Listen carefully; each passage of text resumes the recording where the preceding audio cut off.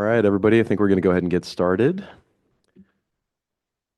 So, good morning, everyone. Thank you for joining us. My name is Chris Franceschi. I'm the manager of the Clean Mobility section in the Mobile Source Control Division here at the California Air Resources Board. I'm joined up here by my colleagues Michelle Buffington, Tony Brazil, Kim Heroy-Rogalski, Lisa Kilodikis, Christian Bartolome, and Stephen Toft.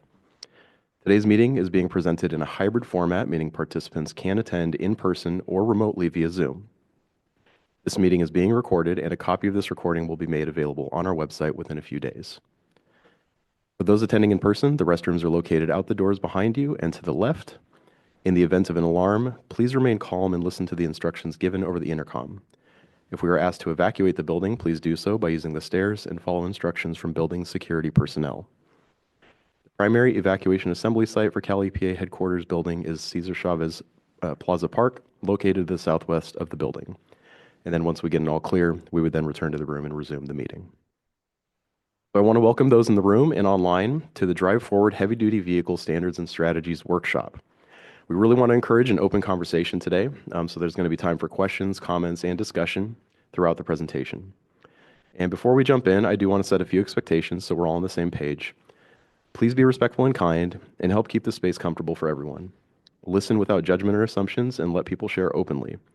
We are aiming for a range of perspectives to help us get past challenges and find creative solutions, so let's make sure we're making room for equity throughout the conversation. We encourage participation, and it's great if you have a lot to share. Just please be mindful of giving others space to speak to. We are working to stay on time today, so we may need to gently move things forward so we can get through everything and still allow time for comments at the end. We will do, again, our best to end on time today.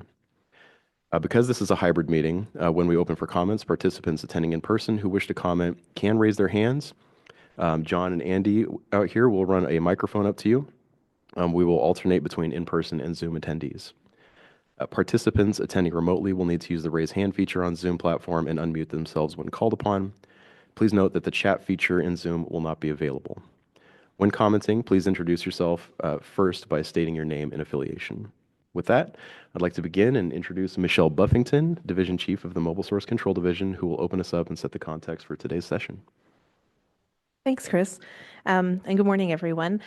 Again, Michelle Buffington, Chief of the Mobile Source Control Division. The division plans, develops, and implements a suite of on-road, light, medium, and heavy-duty and off-road engine and vehicle standards, as well as fleet rules and a bulk of the mobile source incentive programs.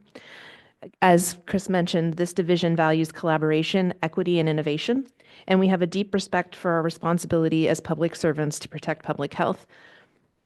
I, again, want to thank all of you for being here today, both in the room and online. I'm excited to kick off today's conversation, which I expect will be full of discussion on the challenges ahead of us, both collectively and individually, but I'm also eager to hear your innovative solutions and creative ideas that will help drive us forward. As you all know, the federal actions have threatened public health, threatened our progress on lessening climate impacts, threatened California's economic prosperity, and dampened our innovative spirits. In response, CARB has undertaken a new effort branded Drive Forward, which the team will talk about in a few minutes. They will also touch on some of the specifics of the impacts, but I want to emphasize that these impacts aren't trivial. Before we dive into the meat of the discussion, I want to recognize that those of you in the room and those online are showing a commitment to understanding and solving the challenges ahead of us. We can all be guilty of falling into the trap of doom and gloom, but I want to remind us and myself, as I was putting together these notes, that every challenge is an opportunity. What we have in front of us is the opportunity to protect public health, particularly in our disproportionately impacted communities and our residents. We have the opportunity to protect California's economy. We have the opportunity to provide market certainty. And we have the opportunity to keep our innovative spirit alive, not just from the perspective of technologies and what we can be bringing to the table, but also with the policies that help drive those technologies, that technology development. So in my parting thoughts here, I just want to share that CARB is standing ready. We're standing ready to seize the opportunity in front of us to develop innovative policies that deliver market certainty and emission reductions, to deepen our collaboration with all of you, and to continue driving forward in the spirit of protecting public health and growing the economy. And I know that I said that was my last parting thought, but I see a lot of people in the back who I know have opinions and thoughts that they're going to want to share. So I recommend moving closer to the front of the room. Yeah, you can look behind you, but it will make the people who are, I know they want to get their steps in, but if you move closer, it'll be a little bit more efficient. So I will leave it at that and then maybe turn it back over to you, Chris. Thank you, Michelle. Good morning, everyone. Thank you for being here today as we kick off a new rulemaking effort on heavy-duty truck emission standards. The purpose of today's workshop is to share some initial CARB staff thoughts and hear your ideas and perspectives as we begin this process.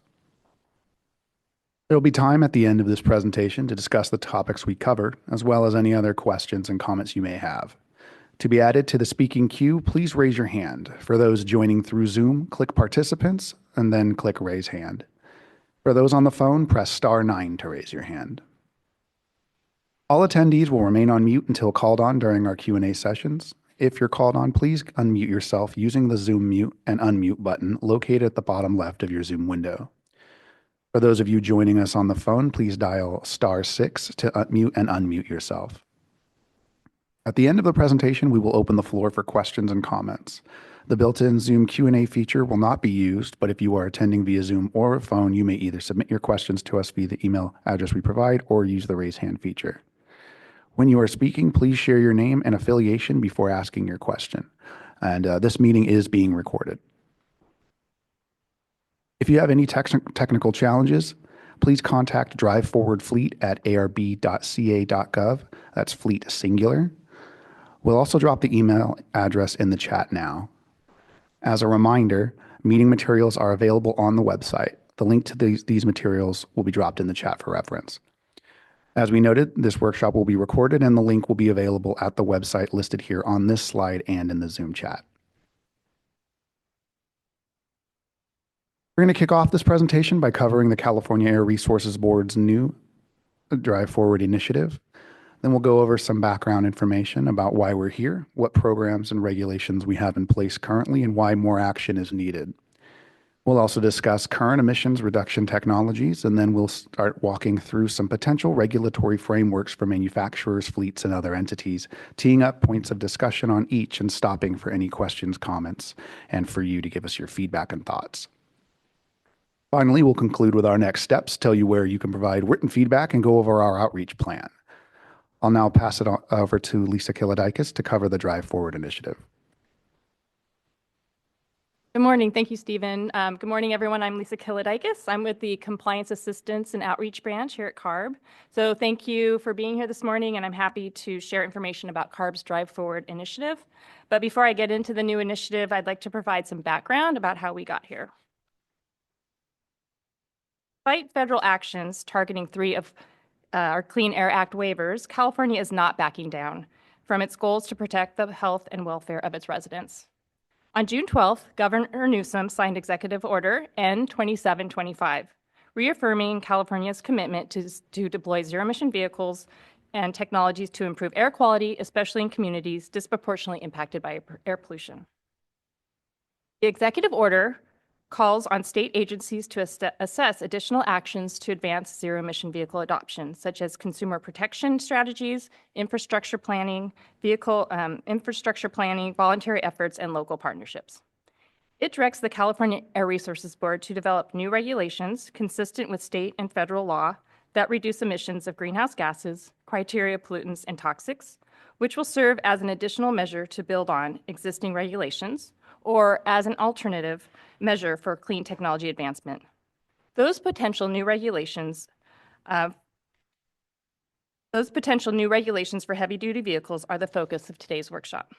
And finally, it directs CARB to consider opportunities for recognition or flexibility in new regulations for manufacturers and fleets that are meeting advanced clean trucks, heavy-duty omnibus, zero-emission airport shuttle, and advanced clean fleets regulation targets, regardless of challenges to those programs. So in response to the governor's executive order, CARB with its sister agencies launched the ZEV Forward Initiative, a collaborative effort between the public and state government to design a path forward for a strong zero-emission vehicle market. Just as importantly, It underscored that every Californian has a voice in shaping the path forward. Toward this vision, the state agencies, CARB, along with the Governor's Office of Business and Economic Development, the California State Transportation Agency, the California Energy Commission, and the Department of Consumer Affairs, organized the ZEV Forward Dialogue sessions, bringing together expertise from the public, industry, and environmental groups. These sessions provided an opportunity to exchange ideas, identify challenges, and explore ways to advance clean vehicle technology together. In-person sessions in Fresno, Sacramento, and Long Beach focused on topics ranging from agriculture and heavy-duty trucking to light-duty vehicles, infrastructure, and ports. We also hosted an evening virtual session to make sure anyone who wanted to participate had a chance to do. In total, we had about 1,100 participants and received more than 190 written comments. The discussions were structured to encourage participation from communities most likely to be affected by these policies and programs. Key themes that emerged included maintaining momentum in ZEV deployment, aligning program design with air quality and climate goals, exploring non-financial incentives, and ensuring that all Californians share in the benefits of this transition. State agencies published a report to the governor in response to the executive order on August 19, 2025. So there were 3 pulse points that really emerged from the dialogue sessions, each extending beyond individual agencies and pointing to what California must do to accelerate zero-emission vehicle adoption. Affordability came first. Participants shared bold ideas to reduce the initial upfront cost of zero-emission vehicles, such as cutting registration fees and lowering sales taxes. They also emphasized the importance of stabilizing clean fuel pricing. The message was clear that California must continue investing in infrastructure and vehicle incentives that stack with local funding programs to maximize benefits. Infrastructure was the second pulse point. Participants stressed the need to expand infrastructure access into frontline communities that disproportionately feel the burden of poor air quality. Trucking industry leaders called for reliable charging routes along key freight corridors, and community groups expressed the need for a faster permitting process to get chargers on the ground. Finally, the market itself was a driving topic. There were robust discussions around where zero-emission vehicles are thriving and where they are not. Commenters underscored the importance of considering the used vehicle market in future strategies.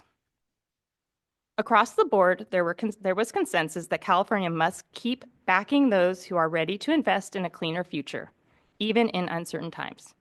It is clear that this work is beyond what CARB or any one agency is best suited situated to accomplish alone. It's not best. We need to all work together. Let's just say that. Building on the foundation established through ZEV Forward and in response to the directives of the executive order, CARB is launching the Drive Forward initiative. This initiative continues the state's commitment to meeting both state and national air quality standards, fulfilling California's climate and clean air goals, and protecting public health through strong vehicle standards and other measures. Drive Forward will carry this work forward by supporting the development of light-duty and heavy-duty vehicle regulations, incentive programs, and outreach and education efforts, along with other tools and resources that are all critical and work together to advance clean vehicles on California's roads. So here's a timeline of our Drive Forward efforts. Our first workshop on October 21st was focused on light-duty vehicle standards. This was followed by a workshop focused on light and heavy-duty incentives, which took place on November 13th. Today's workshop, as you all know, will focus on heavy-duty vehicle standards and strategies. And the Drive Forward initiative will continue into 2026 with additional workshops planned for the second quarter, covering both light and heavy-duty sectors as this work evolves. So before I pass it over to the heavy-duty team, I'd like to walk through a few slides about the light-duty vehicle program and the incentives workshop. Given our statutory obligations, the governor's executive order, and our commitment to protect the health of our most vulnerable populations, the new Drive Forward light-duty vehicle standards aim to cut emissions from passenger vehicles and light trucks. That means reducing smog-forming pollutants, greenhouse gases, and toxic air contaminants. As these standards are developed, the light-duty team is guided by 3 key principles. First, the program needs to be flexible while still delivering cost-effective emission reductions. Second, we want to encourage early action that helps us meet our goals sooner. And third, we must ensure that our strategies translate into real-world emission reductions. The team held their first workshop for this new effort on October 21st, where staff provided information on the scope of the new rulemaking, the timeline, and how to provide comments. You can get more information about the workshop and view the recording using the QR code on this slide. And there will be another workshop in the winter or spring of 2026 and community meetings in the spring or summer of 2026. The first incentives workshop was held on November 13th, and it covered incentives for both light and heavy-duty vehicles, as well as projects that focus on mobility. It continued the ZEV forward discussions, built on the feedback we received, and gave stakeholders an opportunity to provide additional input and engage deeper on CARB strategies regarding incentive programs. The goal of the workshop and future workshops is to gather input on funding needs, program design, and strategies to identify new or existing funding sources. Emphasis of the discussion was to gather feedback on market needs in terms of funding and in enhancing and strengthening collaboration between CARB and stakeholders. The incentives team wants to ensure that programs are effective, meet the needs of stakeholders, and advance CARB's goals. So more information can also be found on the website. I also want to mention another effort coming up. It's called Clean Fleet Connect. This is an interactive web tool that is under development that will provide a publicly available list of fleets that have proactively adopted zero-emission vehicles. The goal of this tool is to increase visibility for ZEV fleets, helping connect them with hiring entities to expand business opportunities. The tool will be open to on-road, medium, and heavy-duty fleets with voluntary participation. We expect Clean Fleet Connect to launch in early 2026. A public work group on the tool will be held on December 9th. So in addition to the Clean Fleet Connect tool I just mentioned, CARB is also exploring other ways to encourage early action and recognition programs for fleets to adopt zero-emission technologies. Executive Order N2725 directed CARB to identify and maintain a list of manufacturers that contribute to meeting CARB's regulations. CARB is currently developing the criteria for eligible manufacturers to be designated as drive-forward leaders, which will be tied to prioritization of future incentive funding and state procurement. Details regarding the criteria and process used to develop the drive-forward leaders will be made public. For off-road fleets, the California Clean Construction Program, currently under development, is also a voluntary, non-monetary incentive program to encourage fleets to go beyond regulatory fleet rule compliance. Non-monetary incentives encourage fleets and manufacturers to take advanced steps toward meeting our state's clean air goals while receiving benefits and support business development and promote sustainable growth. Now moving to outreach and community engagement, CARB is committed to ensuring that all Californians, especially those most burdened by poor air quality, have access to the benefits of clean transportation and healthier air. A key focus will be on supporting rural and tribal communities that have historically been underserved and continue to face unique challenges. That means meeting people on their terms in their spaces and focusing on the issues that matter most to them. Through this approach, CARB aims to listen, build trust, and form lasting partnerships that make sure community priorities are reflected in our work and that every Californian benefits from the state's clean air and climate goals. Now, I'll turn it over to Stephen to start the heavy-duty vehicle program presentation. Thank you, Lisa. First, we'd like to cover why continuing to reduce emissions from trucks is more critical now than ever. For the past 5 decades, California has made tremendous progress, leading to continued improvements in air quality, even as our population and the number of vehicles has increased. However, air pollution remains a chronic long-term problem. Additionally, climate pollutants are intensifying California's wildfires, droughts, and floods, eroding our health, economy, and way of life.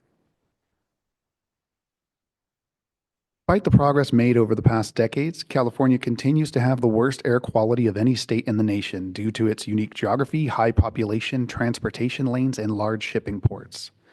As you can see on the map, millions of Californians live in areas designated as non-attainment for federal health national ambient air quality standards for ozone and particulate matter. This exposure contributes to higher rates of asthma, heart disease, and premature death. This year, we've seen an unprecedented attack by the federal government on our programs, including many of the programs that were included in our recent state implementation plan submittals to the United States Environmental Protection Agency to clean up the air to meet the federal standards. These attacks put CARB's emissions reduction commitments in jeopardy.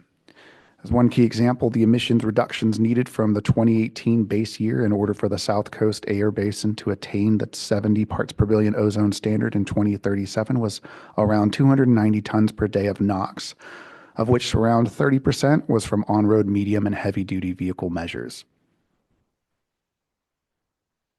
At the October hearing, our SIP team presented key findings to the board showing that due to recent federal actions, we'll be losing about 175 tons per day in emissions benefits, with a significant portion of those coming from heavy-duty trucks. You can view the full presentation on our website for more details. One of the biggest contributors to California's air quality problems is truck emissions. Although trucks make up only 7% of the vehicles on California roads, they are responsible for 20% of transportation-related greenhouse gas emissions and nearly half of all transportation-related NOx emissions. This chart illustrates the disproportionate impact of trucks on our air quality and climate goals. As you can see, their emissions are very disproportionate to their numbers. In this next section, we'll cover some currently available technologies that can be used to reduce emissions from trucks. California has historically developed strategies to reduce emissions from the heavy-duty sector. As a result of the illegal federal actions, or in the case of advanced clean fleets, the failure of the EPA to act, we need to develop new strategies to make up for the pollution reduction some of these actions provided in order to protect California breathers. A variety of technologies are available to reduce truck emissions. Some are already incorporated into CARB regulations, while others are cost-saving innovations or best practices adopted voluntarily by manufacturers. Certain solutions are tailored for new vehicle compliance, whereas others can be applied to existing fleets to lower emissions from vehicles already on the road. The market for ZEVs has grown in just the last few years. Most of the current growth is concentrated in Class 2B and 3 vehicle segments. In fact, by 2024, about 1 in 6 new vehicles sold in California above 8,500 pounds was a ZEV, showing continued growth in market penetration. Zero-emission vehicles offer zero tailpipe emissions and reduce particulate matter from braking. They also provide smoother performance, lower operating costs, and support U.S. energy security. However, higher upfront costs remain a barrier for many fleets. Now I'd like to talk about the principles and potential scope of our discussion today. This slide outlines the core principles that should guide the development of any new regulatory framework. As we shape this approach, we're focused on delivering real health benefits where they're needed most, particularly in communities that have long borne the brunt of pollution. We are particularly interested in incentivizing early action by manufacturers, given the urgency we have to make up for the lost emission reductions as a result of the illegal federal actions. At the same time, we know that progress needs to be achievable. That means designing strategies that go beyond the status quo, but are grounded in what's actually feasible, both from a technology standpoint and in terms of cost. We also want to make compliance as straightforward as possible. If the rules are too complex or burdensome, we risk slowing down progress. Simplicity helps everyone from fleet operators to enforcement staff.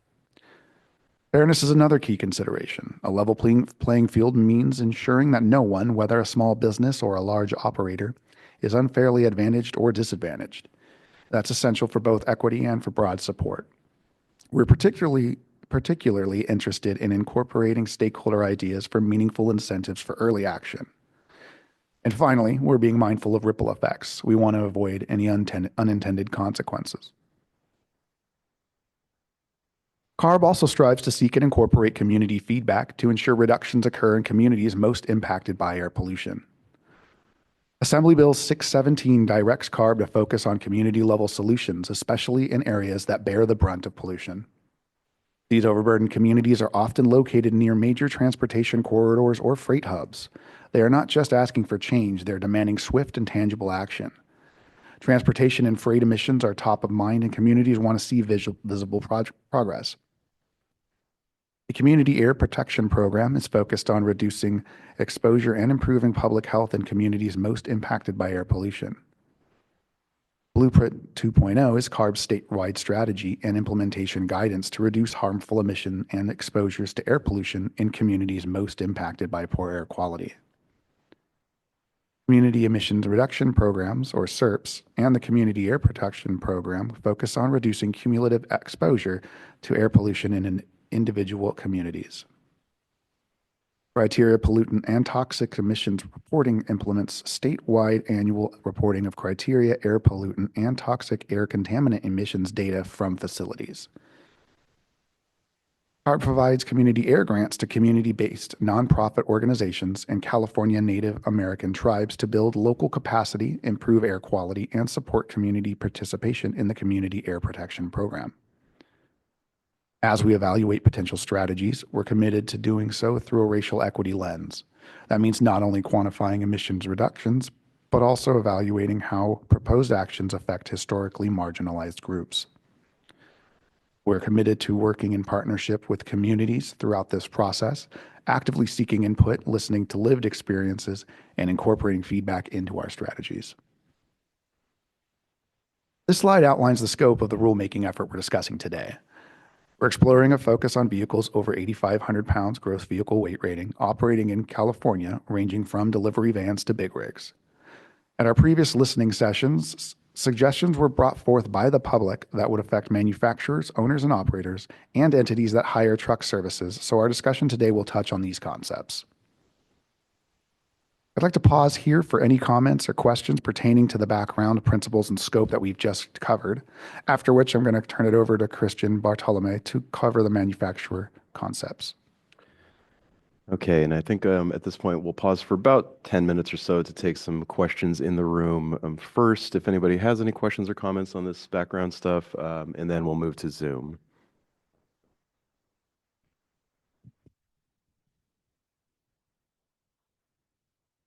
Hi, good morning. Sean Edgar with Clean Fleet Space here in Sacramento. Quick question on the background that you gave. I didn't see a emphasis or calling out of where short-lived climate pollutant reduction strategies fit into this. So I saw the South Coast slide you pushed out. It didn't address anything between now and 2037. So you indicated the 175 tons per day consequence, if you will, of the federal administration, but I didn't catch. And I guess to put a finer point on it, my question, what is the board looking at today to accelerate the reduction of short-lived climate pollutants with infrastructure that's already built today? I mean, so we know, and we know the current administration on their policy on liquid fuels and understand all that, but there are a variety of, renewable liquid fuels, there's renewable natural gas, there are other near-term strategies on infrastructure that's built today with trucks that work today. And I didn't see anything really that talked about what do we do between now and 2037 to reduce that 175 tons per day estimate do you have by implementing strategies that are ready to go and keeping with the board's charge as given by the legislature and the governor to reduce short-lived climate pollutants. And specifically, and related to that is Senate Bill 1383, which for large sectors of the publicly owned treatment works and utilities. Senate Bill 1383 requires diversion of organics from landfilling and reuse of that biomethane and other uses. And I didn't see where that fits into the strategy, where to support local governments who need to find a solution for Senate Bill 1383 compliance. So those would be two initial questions that I'd ask you to address as we go forward.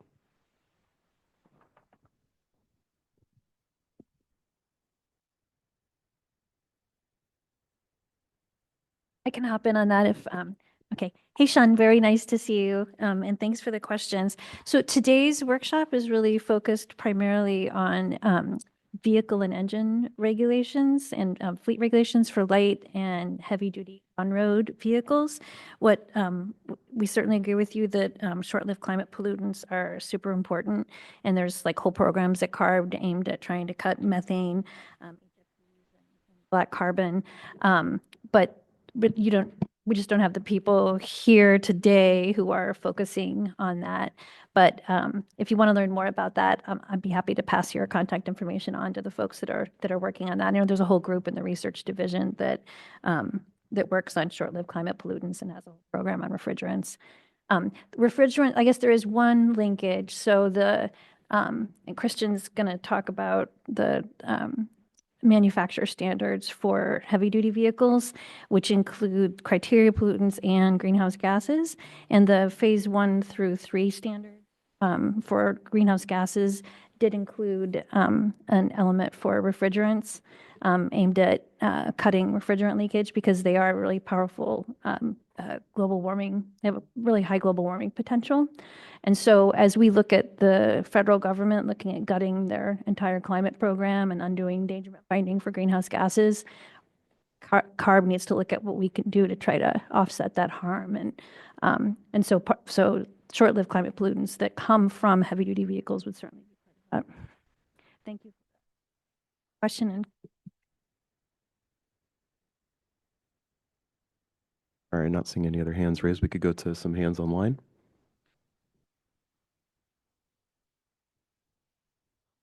Okay, so before stating your comment, please introduce yourself with your first and last name and then your affiliation for the people online. And then if you would like to be added to the speaking queue, please use the raise hand feature on Zoom or press *9 if you're calling through your phone. You can unmute yourself once I give you permission, and we will start with Nicole Firsch. I've allowed you to unmute yourself, so please unmute yourself and you may comment.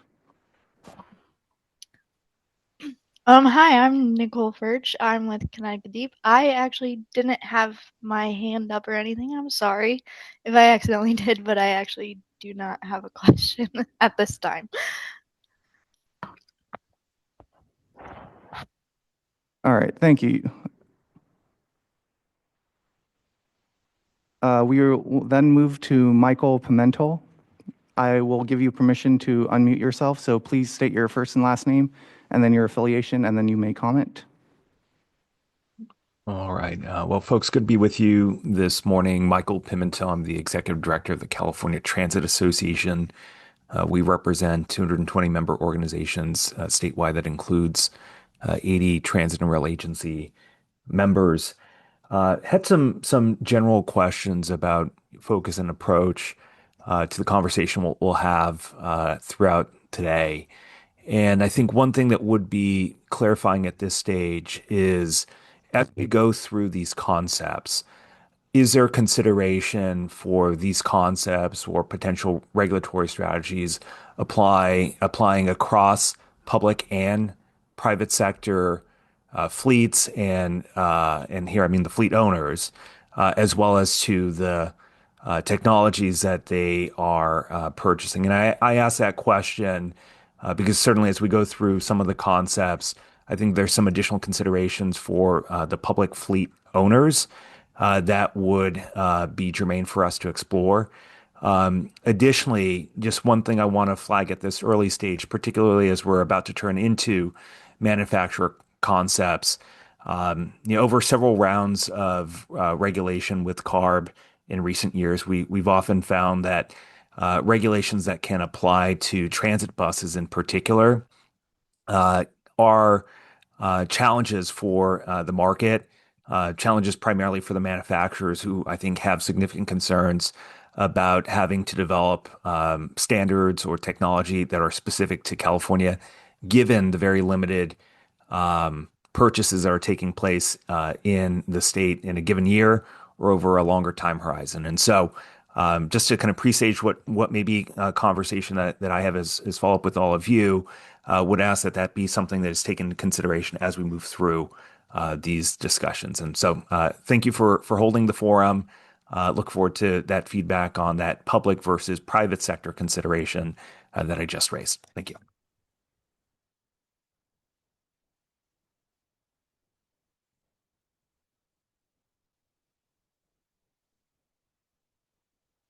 Will Barrett, I've allowed you to unmute yourself, so please unmute yourself and you may begin.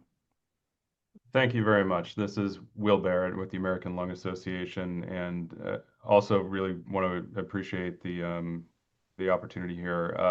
And to Michelle's point at the beginning, this is an opportunity to continue pushing forward with public health protections. I definitely applaud the framing of the opening commentary around the need for ongoing emission reductions from the trucking sector, the ongoing need to protect our most vulnerable communities from trucking pollution, and ultimately just wanted to provide a quick note of, the need for ongoing focus on zero emission non-combustion technologies is crucial from a lung health perspective, and want to make sure that we're looking at this, and we'll provide more comments on this in written form, that we're looking at both the new vehicle fleet as well as the legacy fleet as a major contributor to California's worst in the nation air pollution challenges. And again, just looking forward to the conversation today. Wanted to make sure that I said thank you for the frame, that this is an urgent public health matter, and we need to all be working together in the same direction on that. So thank you very much.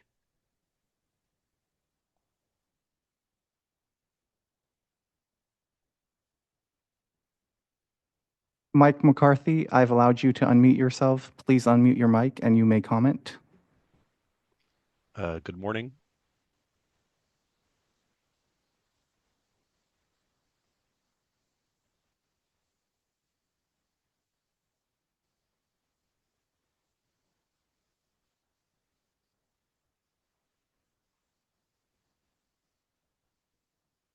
Mike, give us just a moment. You ended up getting cut off. We'll have to come back to you in just a second.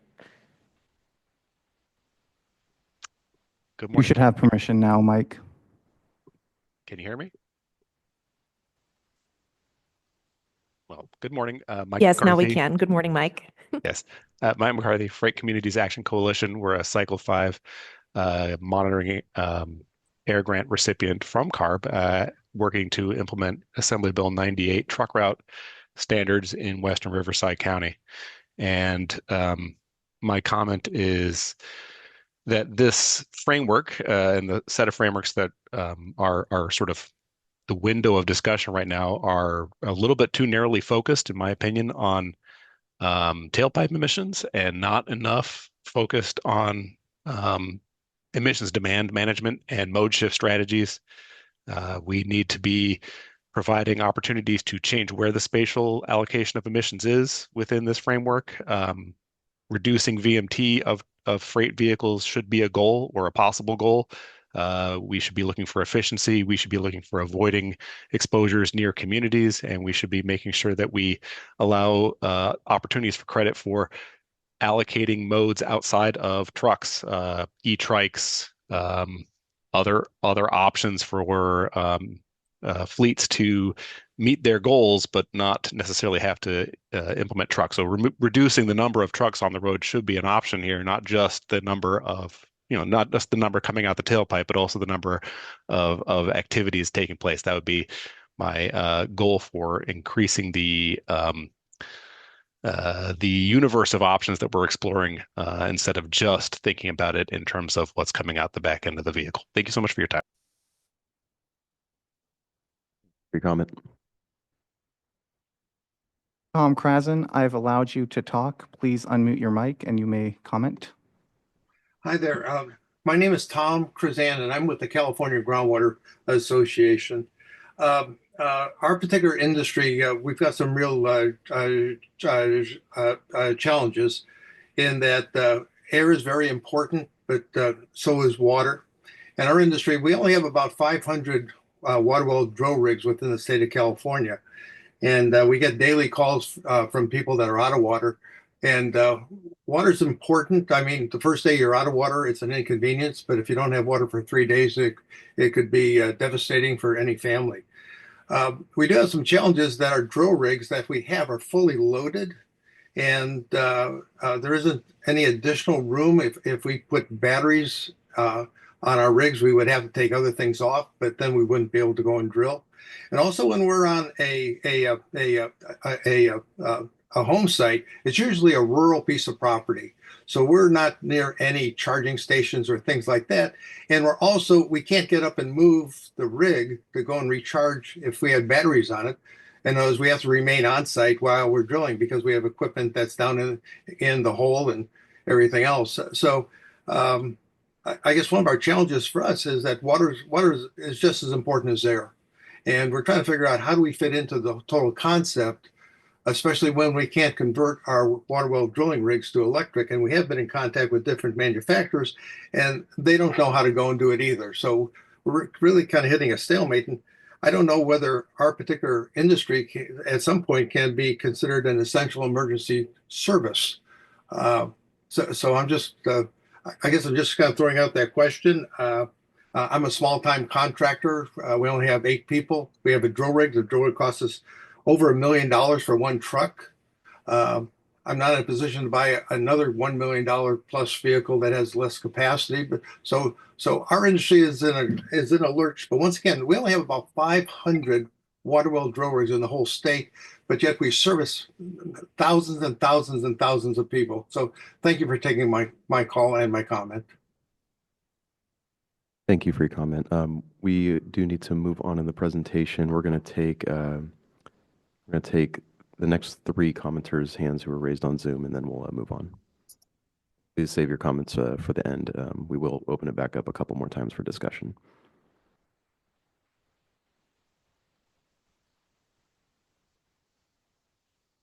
Todd Campbell, I have allowed you to unmute your mic. Please unmute and you may comment. I was actually hoping I was on the list for the comments at the end. So should I just lower my hand and re-raise it? Yes, please lower your hand and we can Okay. take your comments at a later time. Great.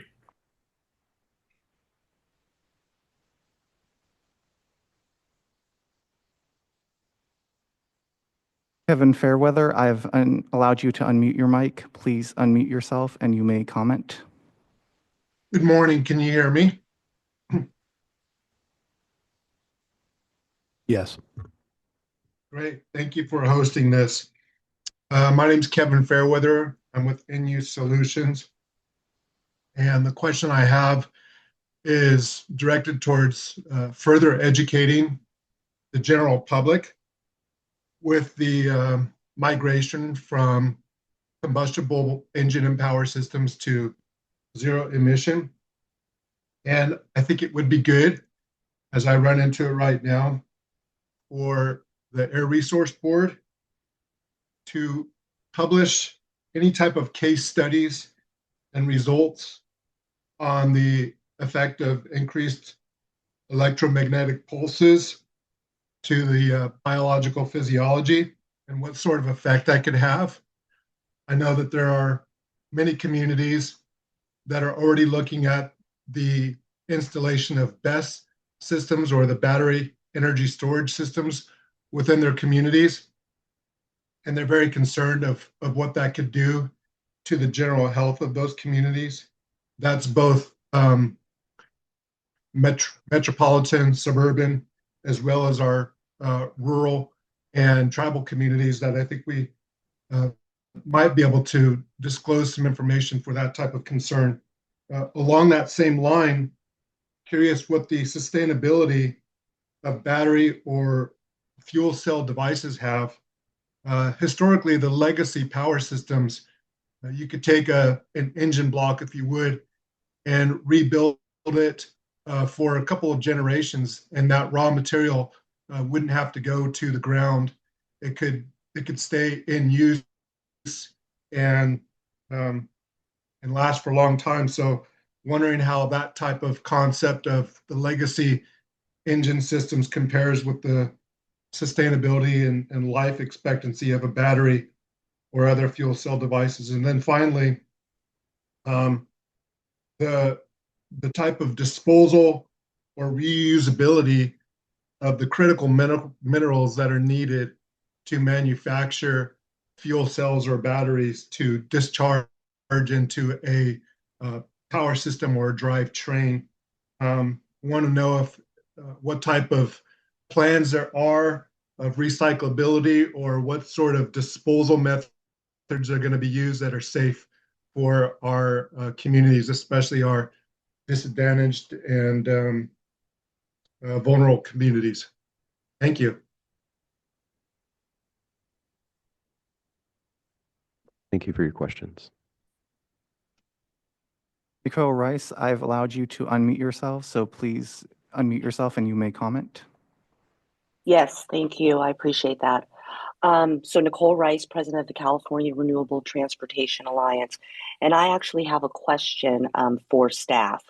I'll start it off by saying, so the intro slides that you just talked about reference the urgency and the need to reduce NOx emissions and the need for swift and tangible action. And certainly trucks that are powered by renewable natural gas fit that bill, especially with the new Cummins X15N natural gas engine that's certified to California's 50 milligram NOx standard, which is currently the most stringent NOx reduction level in the nation. And while California's long-term strategy remains zero, federal action has hindered our near-term pursuit of that long-term objective. Yet we didn't hear anything about any clean combustion technologies in the opening comments that can achieve lower NOx emission reductions. So I was hoping that staff could share what your perspective and willingness is to prioritize the deployment of low NOx emission combustion technologies, given the urgent need for NOx emission reductions that you talked about and the current delay in our ZEV strategy that we are experiencing. Sure, I can take that. So generally, we're going to be looking at all strategies, including combustion strategies. So we're not necessarily leaving out any strategies, including combustion vehicles. We will be getting into that in the next couple sections here. But just also want to make a note that diesel vehicles do also need to meet that 50 milligram standard as well. But yes, we will be getting into potential combustion strategies as well in the next few sections. I appreciate that. Thank you so much.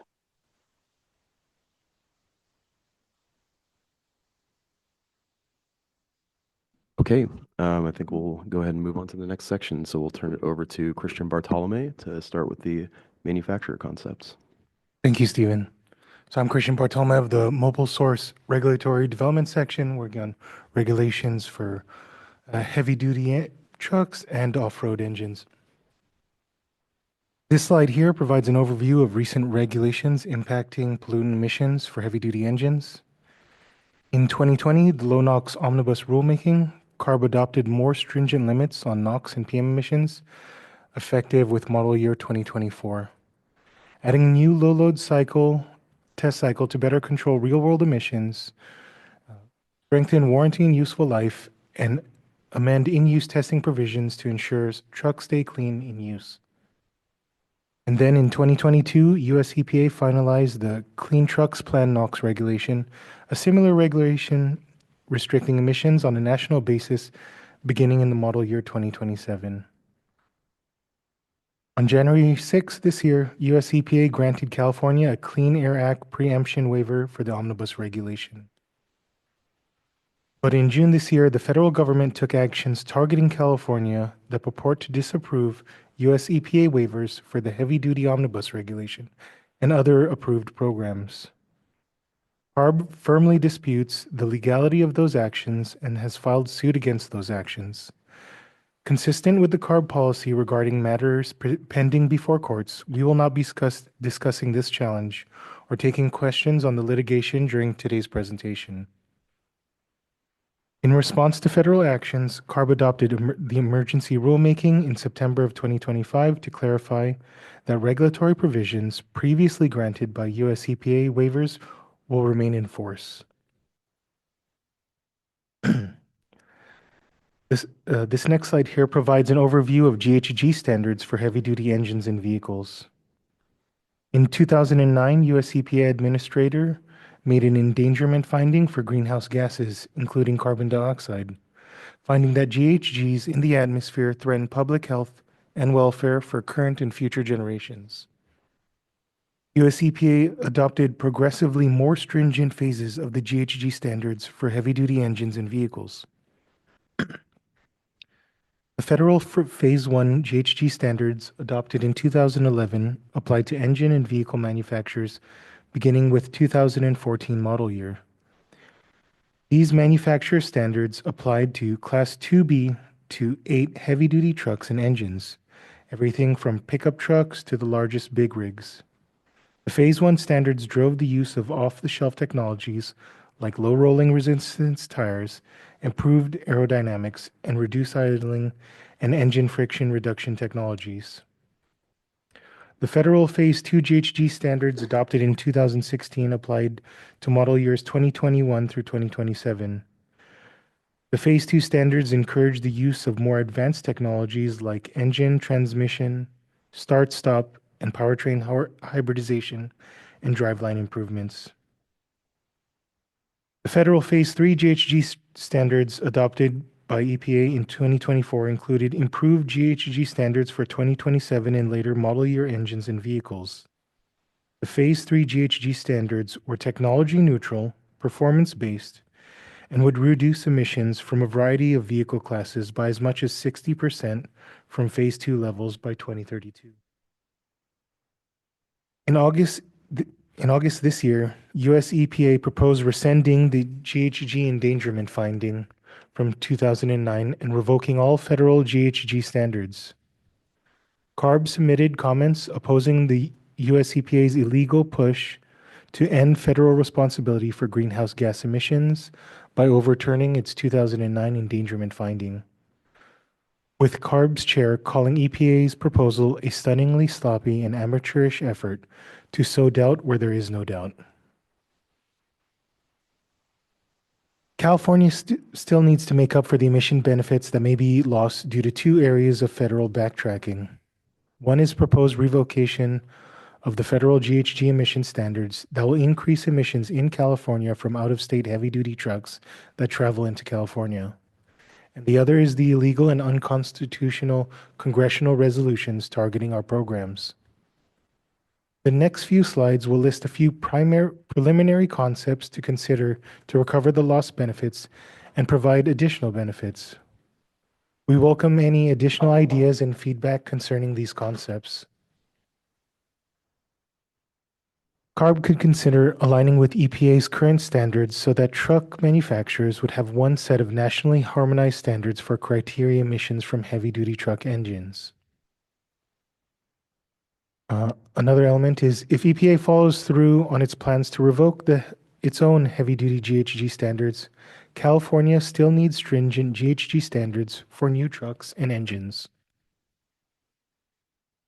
CARB could revise vehicle and engine emission standards in several ways to encourage heavy-duty zero-emission deployment. This could involve credits for ZEVs towards CO2 and NOx averaging.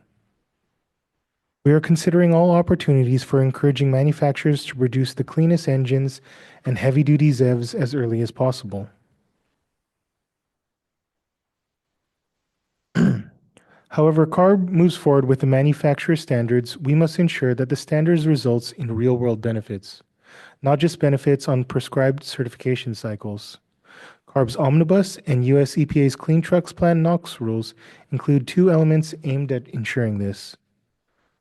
First, the new low-load cycle now provides demonstration of emissions control at lower loads, not currently covered in certification. Heavy-duty trucks can spend a significant portion of their time and operation at low loads depending on the application and vocation. The low-load cycle gives assurance that the engines in new trucks are designed to control emissions even during low-load conditions. Second, the Omnibus regulation and EPA's 2027 standards include an in-use program under which manufacturers are required to test their engines being used in the real world and conduct emissions tests to verify that these engines are durable and maintain emissions control capability throughout their useful life. It is crucial for California to maintain these elements in the future standards to ensure low NOx engines stay clean when they are used in the real world. US EPA removed trailer standards and other requirements in their Phase 3 rule. California still implements the tractor-trailer greenhouse gas rule for in-use trailers in California. As a part of future manufacturer requirements, we should evaluate and assess the need for more stringent standards for new trailers and consider expanding applicability. These ideas may include already commercially available technologies that can be used to make trailers more fuel efficient. We are seeking input on how CARB can best ensure the cleanest possible trailers. Non-exhaust emissions from vehicles beyond those from tailpipe and evaporative emissions are important. Commonly, brake wear, tire wear, and road dust kicked up by vehicles are associated with non-exhaust emissions. CARB analysis indicate that non-exhaust emissions could account for approximately 80% of primary PM emissions in the inventory in 2050. CARB is seeking input on potential reduction options that could be considered for regulatory or alternative measures. In June 2019, CARB adopted a zero-emission powertrain certification regulation, or ZEP-CERT, to support advanced technology measures applicable to medium and heavy-duty vehicles by helping ensure that zero-emission technologies being deployed are able to meet the reliability and performance expectations of California fleets. CARB's Hybrid and Zero-Emission Vehicle Incentive Programs, HVIP, refers to ZEP-CERT. CARB's US EPA waiver for ZEP-CERT was targeted by an illegal and unconstitutional congressional resolution. To ensure ZEP-CERT procedures are available to manufacturers, staff could consider including zero-emission powertrain certification requirements in any engine or vehicle standard amendments. Staff may also consider requiring reporting of annual vehicle sales to better track vehicle emissions and heavy-duty ZEV deployment. We seek input on whether any changes to ZEP-CERT are needed or whether manufacturers would have any concerns regarding additional reporting of heavy-duty ZEV sales.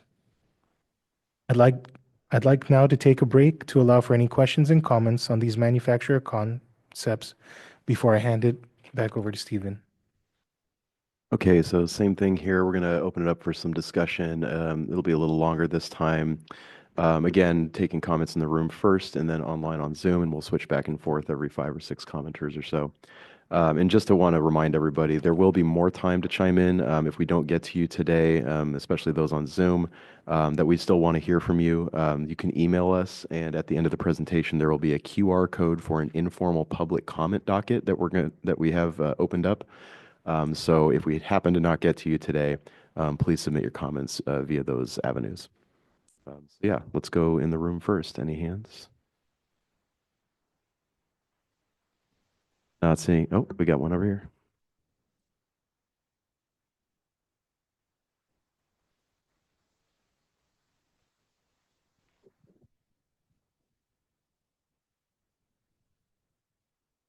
Good morning, Tom Swenson with Cummins. On the manufacturer comments, you're saying consider aligning with the federal rule. I'm assuming that's the model year 27 regulation.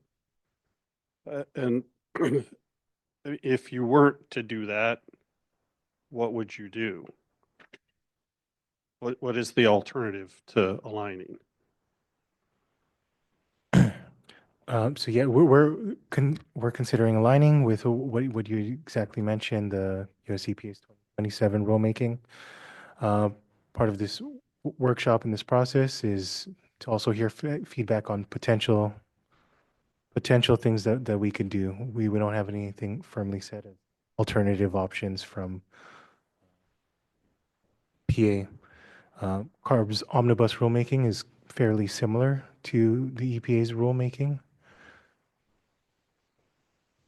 Sounds like a good starting point in the baseline. Well, maybe I'll drill down. If you're thinking about something different for 27, you are likely not going to have product.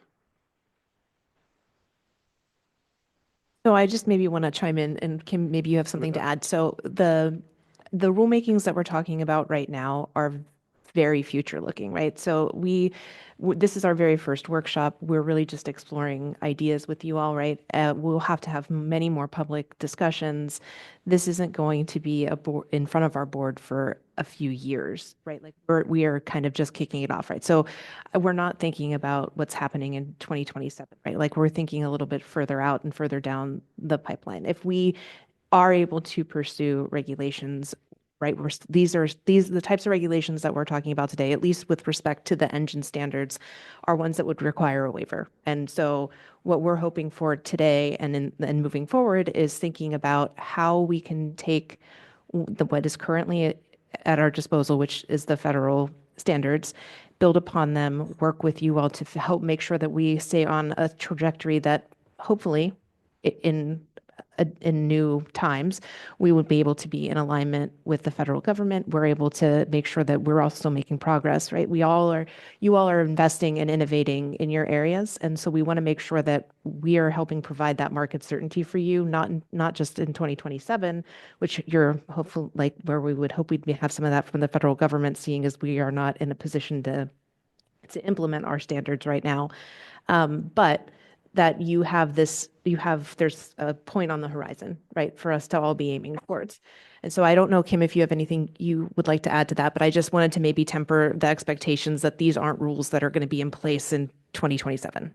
I super appreciate those comments because this, and maybe it's just a language clarity or clarification, right? When I read this, I read 27, and 27 isn't really not up for, I mean, I know there's a lot of uncertainty around, but I'll say product plans are not up for debate at this point. They are very much set. We're out of time to make any changes. So that's why I was reacting to. So if you've got some other idea for 27, we need to kind of know what you're thinking. So very much appreciate that. We're very cognizant of the need for lead time, and we just lived through a period where California standards diverged, and there were a lot of challenges. Yeah. And so I don't think we're eager to relive that again. I think we're all kind of needing to be a little flexible and needing to like react to what happens federally. I could foresee something like if the feds chose to dramatically weaken their not going to be for model year 27, but we might need to look at, okay, well, what NOx reductions does California need? I mean, if you look back over the last 10 years, California did the science that funded the demonstrations to show that much lower NOx engines were cost effective. We adopted our standards, EPA mostly aligned with us, and that's what's in place right now federally for model year 27. So I could see something if the feds remove those standards, we'll have to figure out what to do because it's clear that trucks cleaner than 0.2 gram NOx are feasible. ZEVs are fantastic, and I think they're the future. But as long as combustion trucks are made, we need them to be as low emitting as possible. Like they're just a huge. So we'll have to be watching closely what the feds do. My hope is that the feds maintain strong standards for model year 27 forward, and then we can be in harmonize with those, and it provides a lot of benefits for the manufacturers, for people that buy and use trucks, and for the regulators. Yeah, thanks for chiming in, though. No, it's all very helpful because more clarity right now is better to the degree that we can get there. So I appreciate all that. Just one, I'll say, watch out relative to the concept of using ZEVs as an averaging set for NOx and PM. In the EPA 27 reg, OEMs are not allowed to use ZEV credits for NOx and PM. So it would just be something you'd want to look at. I'm not taking a position one side or the other. I'm just something you'd have to resolve, or at least look at. So.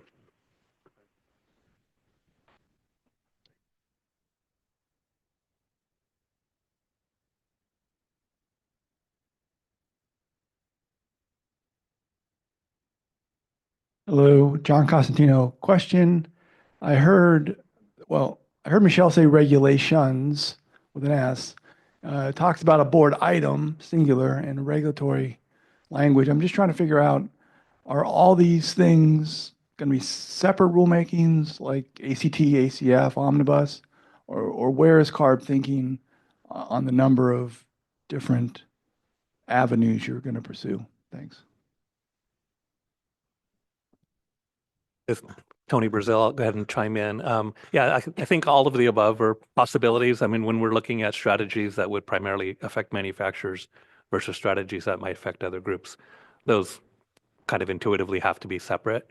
But in terms of strategies that we're looking at different market segments or fleet types or vehicle types, we can pursue that as a package or as separate rulemaking efforts. And so we haven't. At this stage, we're just exploring ideas, and then we'll kind of formulate over time what is the best way to move forward in a regulatory framework.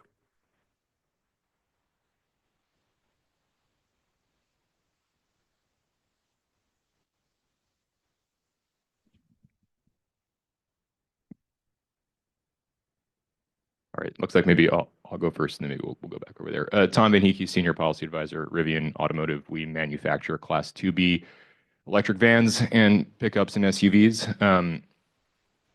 These are really interesting and valuable concepts that you're sharing with us today, so thank you for the presentation and all the work that's going into this.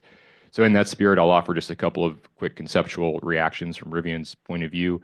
We welcome discussion and exploration of, for example, additional greenhouse gas standards for the medium and heavy duty sector. Would underscore from our position the value of including ZEVs in the fleet average as a way to drive to lower average standards and deliver deeper emissions reductions on an average basis across the fleet.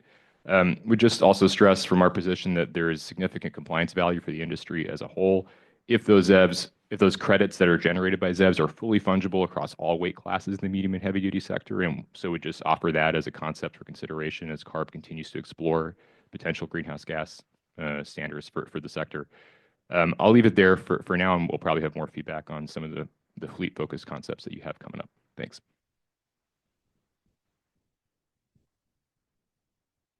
Tom Swenson with Cummins.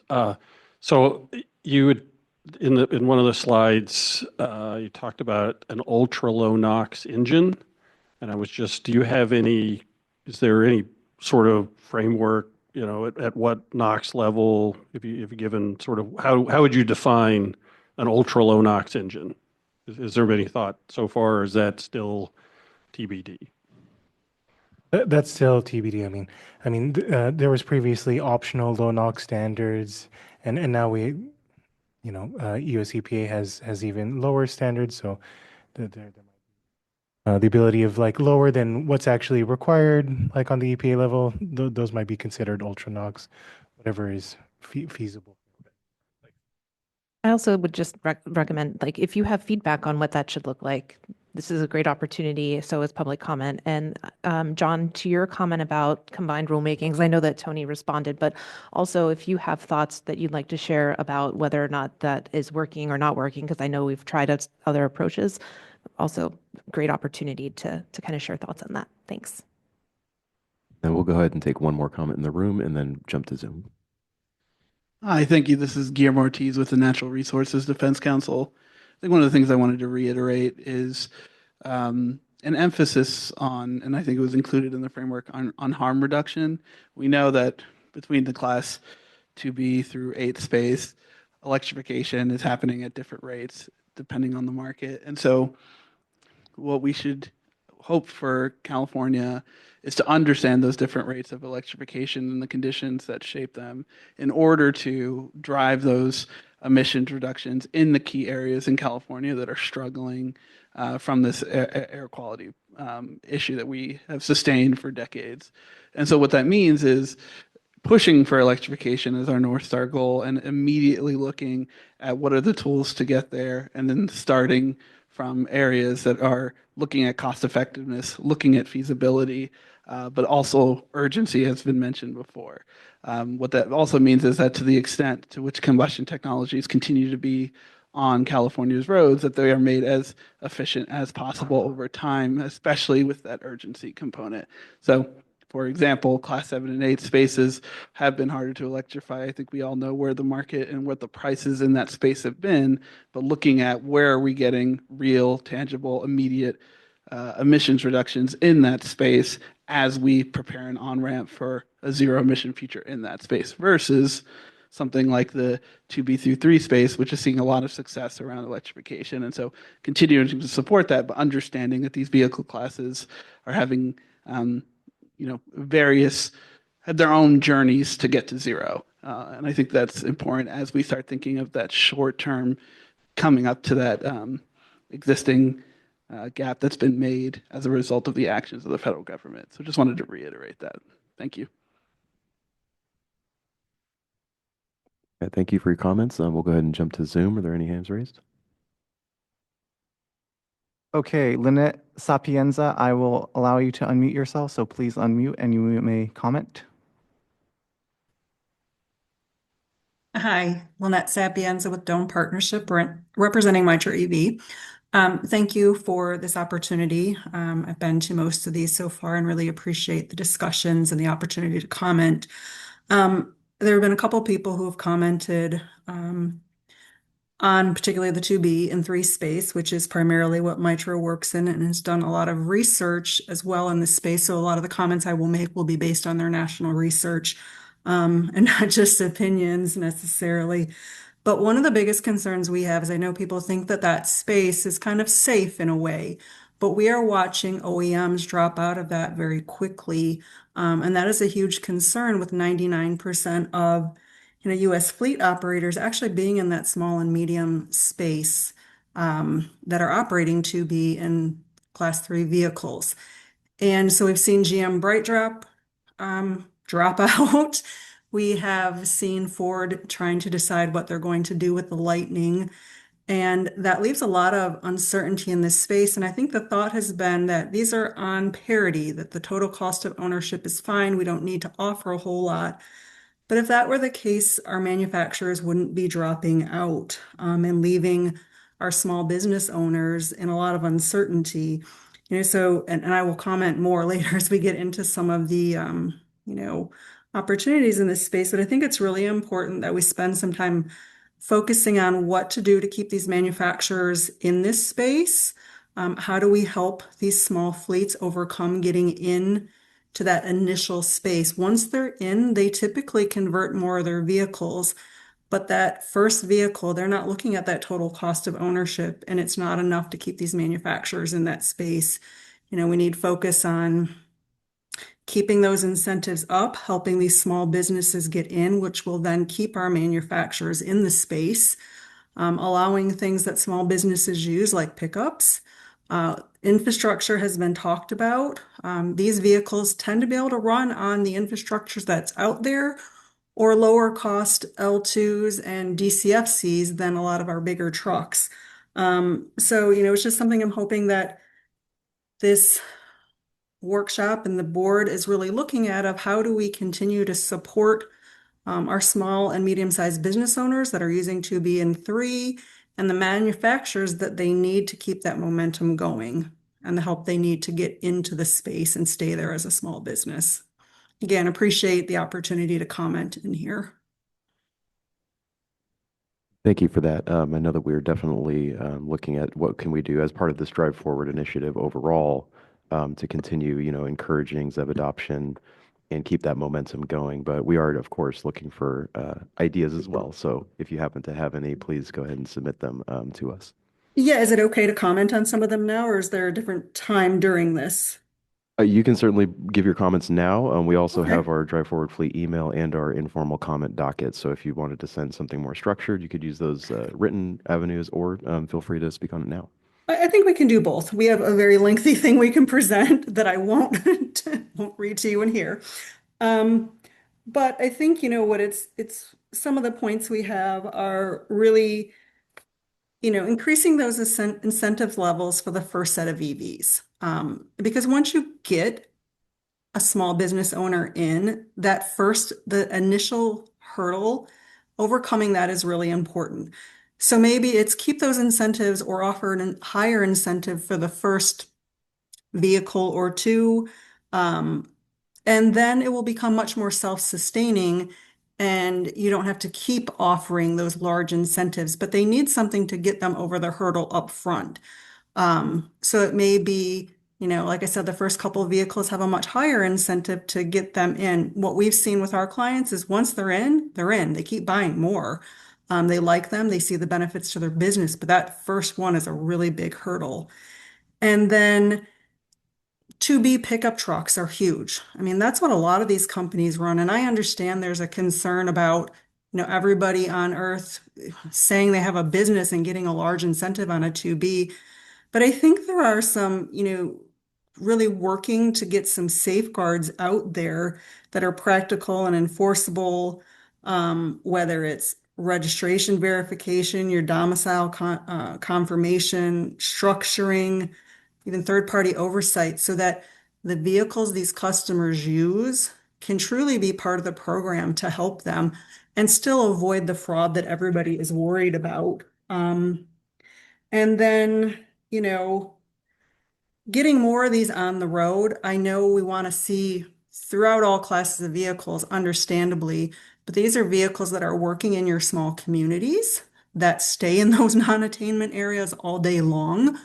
They're not running up and down the highway. So more of those we can get on the road with these, neighborhood businesses. These are the people that go to everybody's homes too, that, they can have those conversations with, those homeowners of why this is such a good idea. So it helps build that momentum. And we don't want to see that go away. Events we've done, we have these vehicles out there and all the vendors that may be supporting something are like, hey, can you guys talk to us now? We didn't know this could work in our space. So I think this group of customers or business owners is incredibly important to the long-term objective for both public and private and commercial fleets. And I've probably taken up enough time. That's great input. Thank you very much. We'll take those under consideration. Thank you.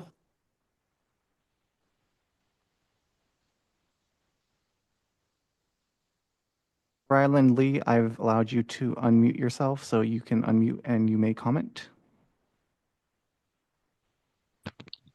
Great, thanks so much. My name is Ryland Lee. I'm speaking on behalf of the Environmental Defense Fund and our more than 3 million members, including 500,000 members in the state of California. Thank you all so much for convening this important Drive Forward Heavy Duty workshop. Before I give my comment, just like a quick logistical thing, sometimes during the Q&A, we cannot hear you guys speak for the answer portion if you're not speaking to the mics. If you could speak into the mic, we would really appreciate that. EDF supports CARB's principles for regulatory action as outlined in today's workshop, as well as your evaluation of a wide range of potential regulatory approaches to drive down emissions while furthering equity and protecting overburdened communities. We want to underscore that California's leadership is more important than ever to support the growth of the nascent heavy-duty ZEV market. As you all noted, recent federal actions have created an additional 175 per day ton NOx gap in California, which will have critical implications for breathers in the state. Next generation emission standards and compelling early action are urgently needed to protect residents from harmful smog and soot and mitigate the worst effects of climate change. We have a few specific points on the manufacturer standards. So first, assuming that EPA does not move to substantially undermine the existing heavy-duty 2027 low NOx rule, we support CARB's interest in aligning your new heavy-duty low NOx standards with EPA's. Such alignment, as you noted, would create one national rule that would deliver meaningful and hopefully durable emissions reductions. Second, with respect to GHG, given EPA's proposed rollback of the federal GHG standards, we believe California's adoption of next generation heavy duty GHG standards is absolutely critical. Battery low. We support CARB's interest in performance-based standards, allowing for averaging of all technologies, including ZEVs, and also considering standards that are more protective than the heavy duty phase 3 standards, which can be achieved with either additional deployments of ZEVs or non-ZEV clean vehicles above the baseline fleet.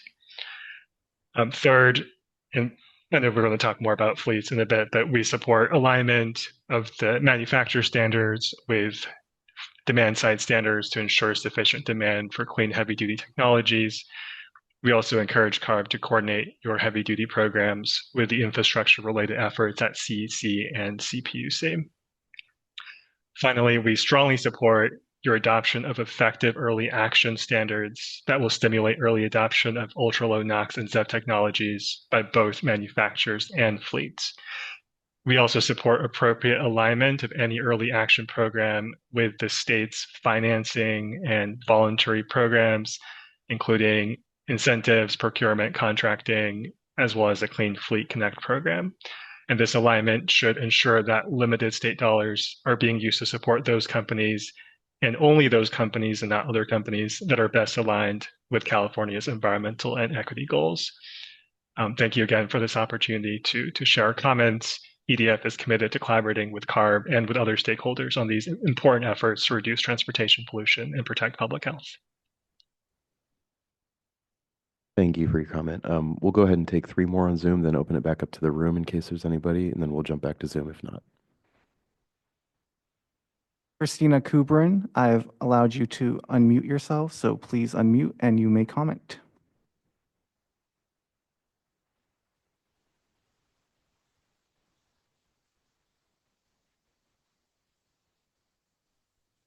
Hi, thank you so much for the opportunity to speak. My name is Christina Kubran, 352 Innovation, and I'm really excited that you guys announced October 21st about your consideration of hydrogen combustion engines as an alternative technology to meet emissions reductions, because small businesses and startups like myself are working on ways to convert older engines to be able to run on hydrogen, because fossil fuels will eventually be gone.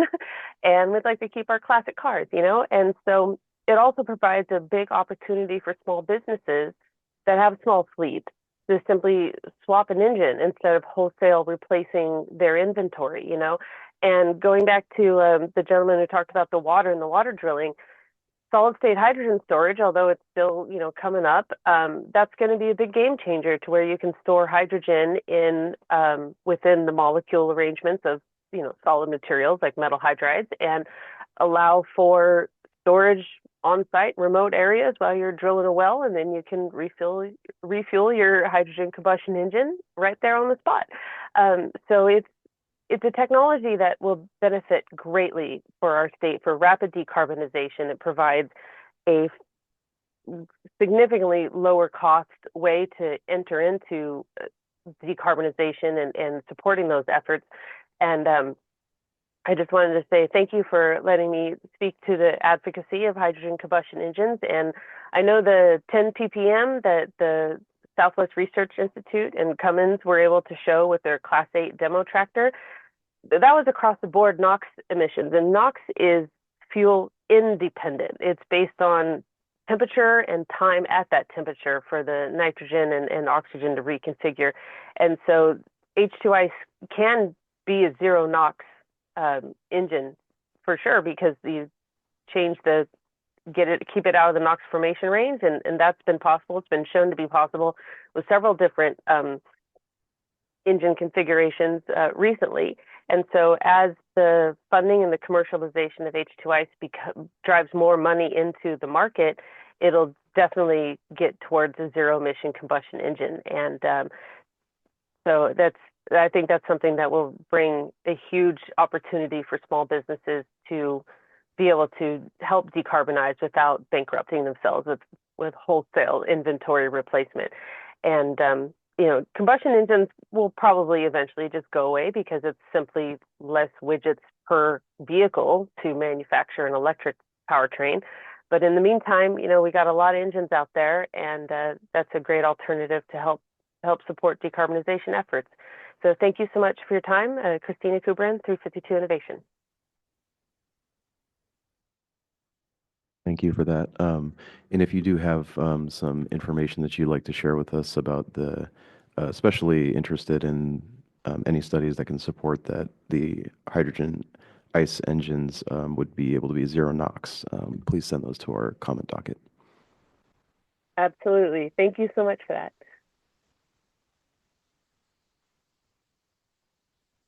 Therese Petker, I'm going to unmute your mic and allow you to talk, so you may unmute and talk. Hello there. Can you hear me okay? Yes, we can hear you. Thank you. Hello, CARB. It's nice to say hello to everyone. And I just want to say shout out to Christina. I love that application. And I actually have a video I'd like to share with her. So if she would contact me at circularsolar.net, that would be great.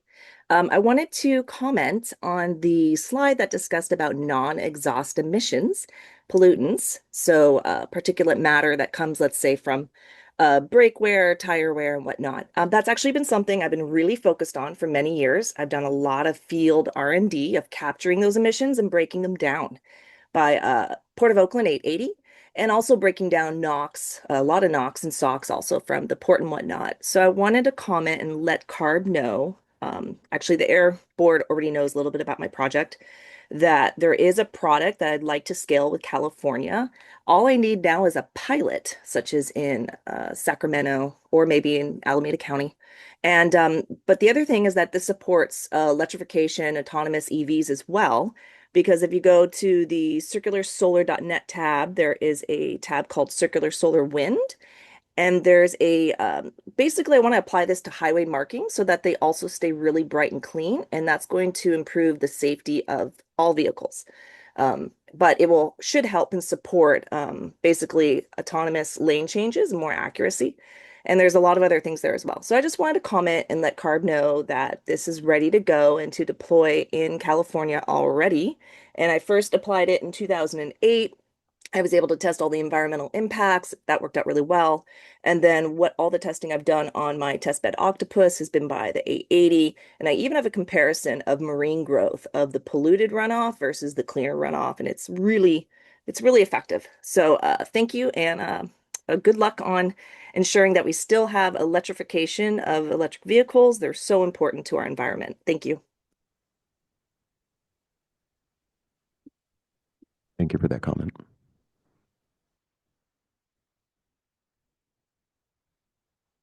Andrea Assad, I've allowed you to unmute your mic, so please unmute and you may comment. Hi there. Can you hear me? Nope. We can hear you. Okay, great. Hi, this is Andrea Assad representing Sierra Club. I want to start by emphasizing the disadvantaged communities and low-income households that are disproportionately impacted by unhealthy air pollution due to dirty diesel engines. And those communities need relief now.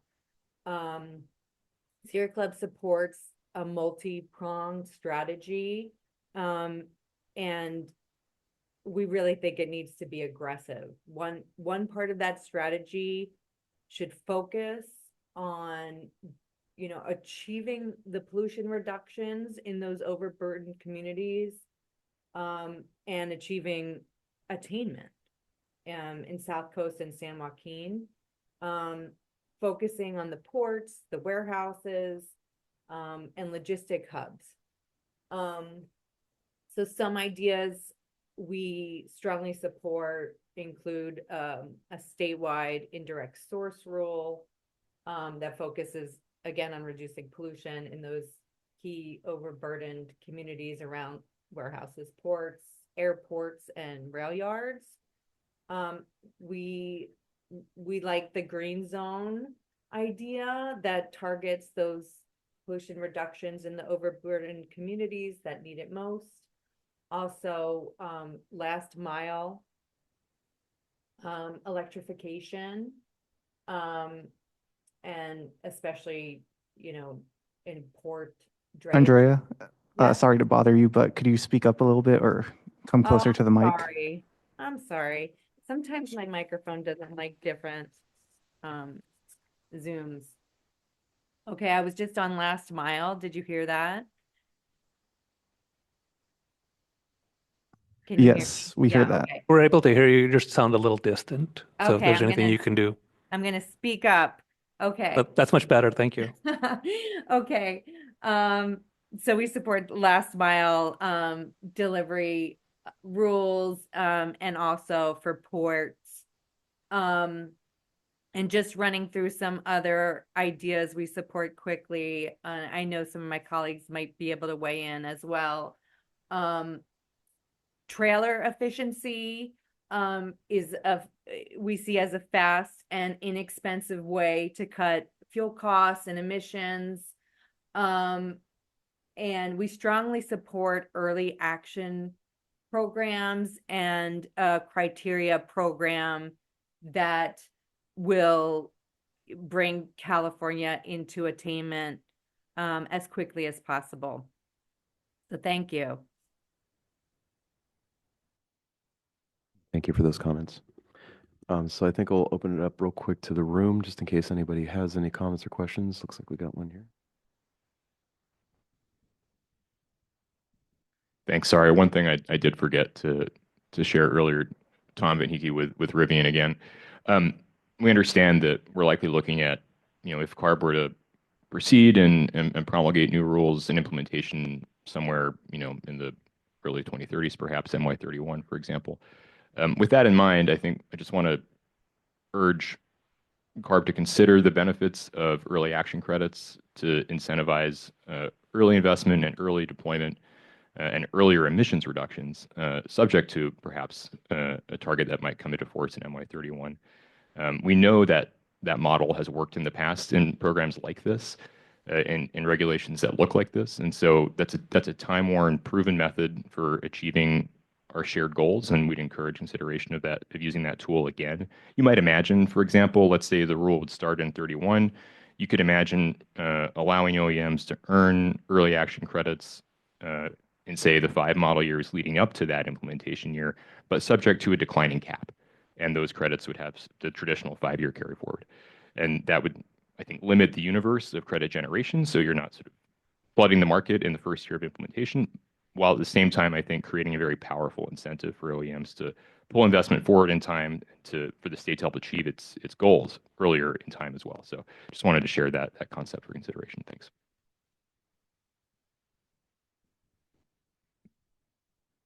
Thank you for that. Thank you. This is Lisa McGee with Tom's Truck Center. And I just wanted to kind of go back to, I think it was in 2019, before this program was developed. It was developed with a group of fleets to really provide the reliability for the zero emission technology. And we're still not there. And so I just don't want to forget the concept that generated from that. It was really meant to provide reliability to the technology. And so as we move forward in understanding the concepts for Drive Forward, I want to make sure that we're looking back at the data that's been collected. We have over 10 years of data and billions of dollars associated with this technology that's been budgeted, and it could be enormously helpful if we really dig in and look back at this data. And so I'm proposing we take that look into the data. It's been a great opportunity. It'd be a great opportunity to reveal some of the facts, such as the volume of models sold and delivered by each OEM. For example, currently right now, looking back to since 2010 in the zero emission technology, the truck side and the buses is similar, but the truck side specifically in the triple digits, 100 to 400 delivered vehicles is 9 model types. 10 to 9 vehicles delivered is 30 model types by OEMs, and 1 to 9 is 28, and 0 is 20. And that's the same almost in the buses. So the volume is so low when you look at the deeper data by model type, not by OEM, but by model type. We're not looking at more than 9 OEMs from 100 to 400 delivered vehicles. No, actually not OEMs, but delivered types of models. And so I think looking at that level of detail is important because we see a lot of stranded assets in the past. And so that reliability is critical if you're going to give the confidence and the expense associated with this and the services side. So the costs is an issue, right? We still have to find a way to get through that. And the OEMs are the ones dealing with that cost right now. The supply chain, every generation creates a new supply chain requirement. So we need those improvements. The reliability is critical for the fleets. Services support, right now in the regulation, you've got one garage is required for services in the state by the OEM to have funding. That doesn't cut it. These services have to be widespread for these customers to have the reliability that they need. The HVIP dealer model opportunity in HVIP, it's truly an investment cost. We as dealers and anybody that's a stakeholder in this program is making huge, enormous investments at risk. And so the services by the OEM, the HVIP dealers across the board have to have a long, useful life, some type of responsibility to that long, useful life. I don't know what the answer is, but we have to make sure in the concept that we've got some responsibilities there. Proving that technology. On the responsibility side, I'm looking at the repairability and the services. Some of these guys are just getting stuck with long lead times, no parts, no services, not available locally. And these purchase orders are just commercial contracts. So commercial contracts is just a business-to-business relationship. There's no, there's no limit law protection. There's no protections for them. So the warranty and the responsibilities that you guys develop in these concepts are critical to make sure this technology is reliable for that long, useful life.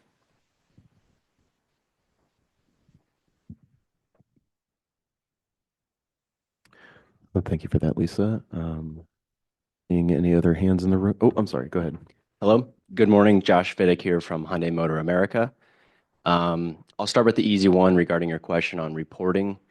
It's relatively easy, so no objection from us on that. Second point, just to emphasize what Tom was saying about incentive or rewards for early adoption. We also support that just to help ensure a seamless transition over time rather than a waiting game and then trying to do all of it at once and shocking the system. But lastly, just to emphasize a few points that were already discussed, as we discuss future regulations or rules to help promote the adoption of zero-emission vehicles, emphasizing the need to strategically align that with the infrastructure programs as well as the incentives programs.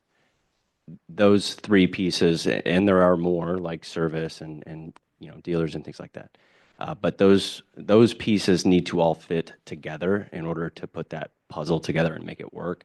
Having one without the others together still creates lots of tension and problems for adoption.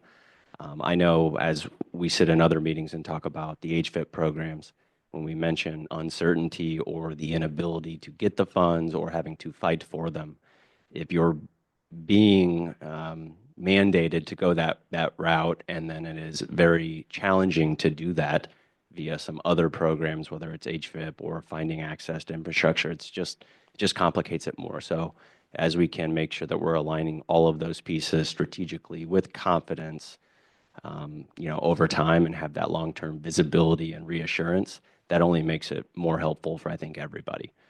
So just emphasizing that's something that we would suggest considering along the way. Thank you. Okay. All right. I think we can move back to Zoom. How many more hands do we have? Bill McGovern, I've allowed you to unmute, so please unmute your mic and you may comment. Thanks. Good morning. Bill McGovern with the Coalition for Clean Air. We support the principles that CARB has enunciated this morning, and I'm encouraged by the concepts that are presented. I think we should all be able to agree that the overall goal is to reduce emissions. And to do that means we need to look at all the vehicles holistically, those that are on the road now and those that will be sold in the future. And that means we need to focus both on new sales and on retiring the oldest and dirtiest of the diesel trucks that are on the road. When it comes to new sales, we need to keep pushing forward on zero-emission vehicles because those, of course, are the cleanest. At the same time, we know that there will be a lot of combustion vehicles sold before we get to 100% new sales. And that means we want those vehicles to be the cleanest combustion, possible. So agree with what Kim said earlier. And I also agree with the comments of Will Barrett and Guillermo Ortiz and Andre Issad. And I know that we'll be talking more about this in the next section, but I want to emphasize the importance of retiring those oldest and dirtiest diesel trucks. Those from the 2010, 11, 12 vintage are nearing the end of their useful lives. We know that they pollute disproportionately and that those burdens are felt disproportionately in our low-income communities of color. So look forward to working with CARB staff and the other interested parties going forward. Thank you. Thank you, Bill.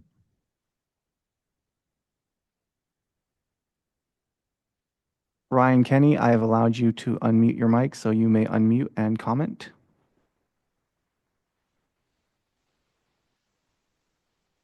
Thank you. Can you hear me okay? Yes, we can hear you. Okay, excellent. Thank you.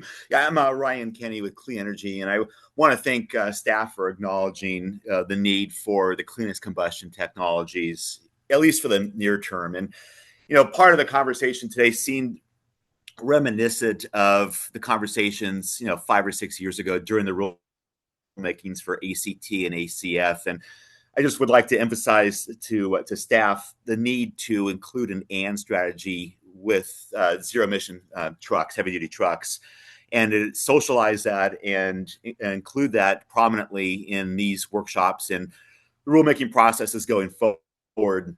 Market signals are extremely important. Educating stakeholders on the need is very important as well.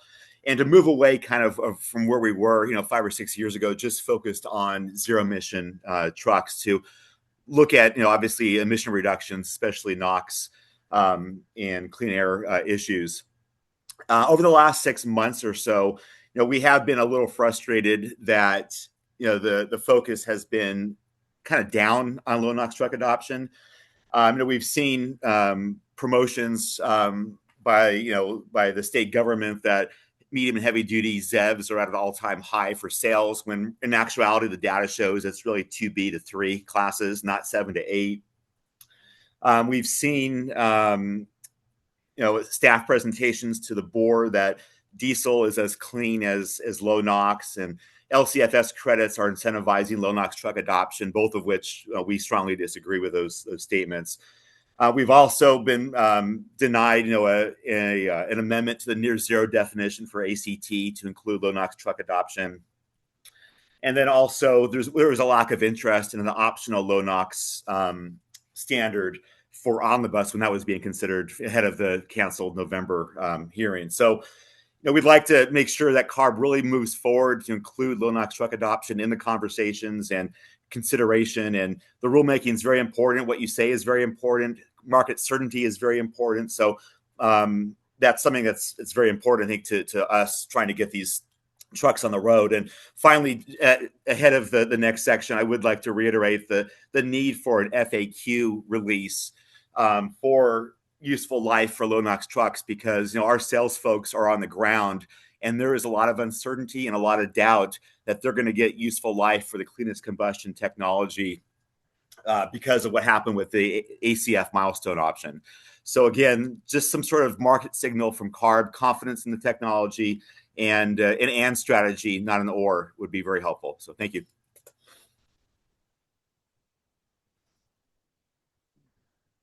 So Ryan, thank you for those comments. I think some of the comments you raised will partly be touched on in the next session. So I'm going to go ahead and just reserve further discussion on some of these topics when we get into more of the other strategies that we will be covering today. Thank you.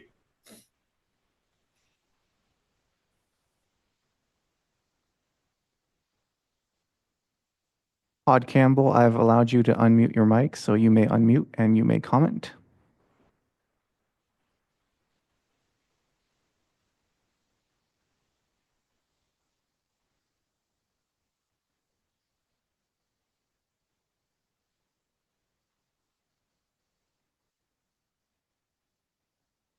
Todd Campbell, I've allowed you to unmute your mic and you may unmute and comment.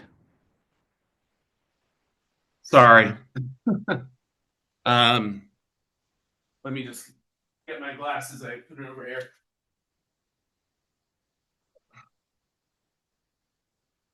All right, thank you.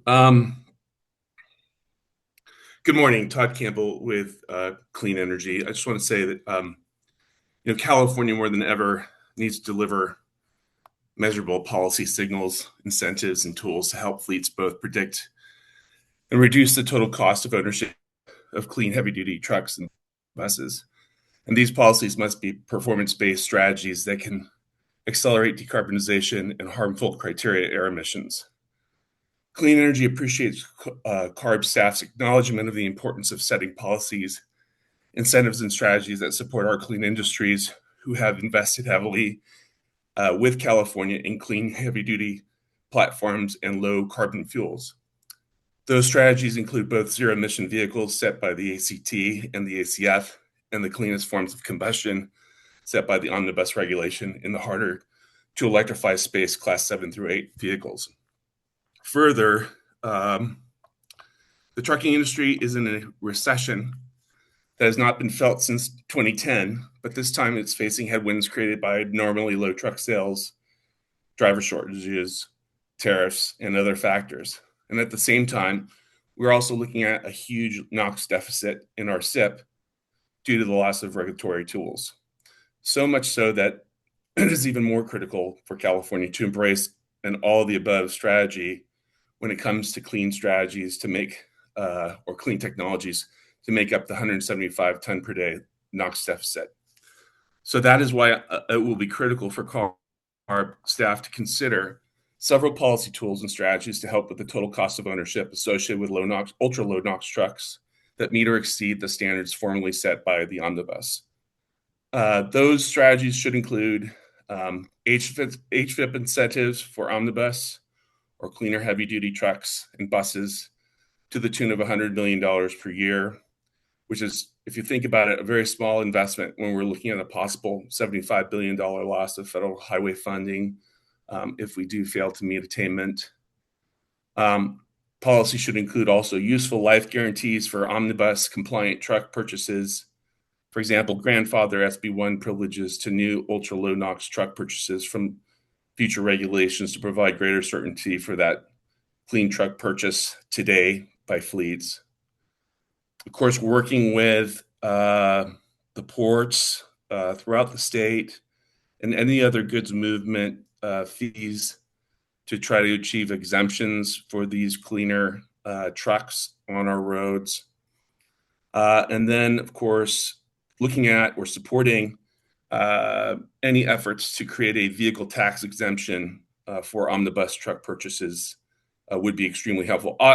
Clearly, any flexibility or tool that can reduce the overall purchase price of a clean, ultra-low NOx truck would be very helpful. And at the same time, the agency should also set policies that both encourage and incentivize manufacturers of clean combustion platforms to further drive down NOx emissions from heavy-duty trucks. For example, CARB should consider reintroducing an optional low NOx standard set at 20 milligrams and 35 milligrams. Further, CARB should then also focus its arsenal of strong policy signals, incentives, and tools to support these clean combustion engines as they become available in the marketplace. And then finally, I just want to express that CARB should also consider strategies that accelerate the removal of the oldest trucks on California's roads, as referenced by Bill McGavran, representing the Coalition for Clean Air. As you know, this is clearly a strategy that's being maximized right now, given the tremendous uncertainty in the marketplace. I will conclude by highlighting that California's mobile source strategy always contemplated the cleanup of heavy-duty internal combustion engines in addition to a transition to zero. And that is why it's paramount that CARB apply a laser focus on both zero emission and the cleanest combustion strategies if we were to have a chance at meeting our federal Clean Air Act air quality goals. Thank you.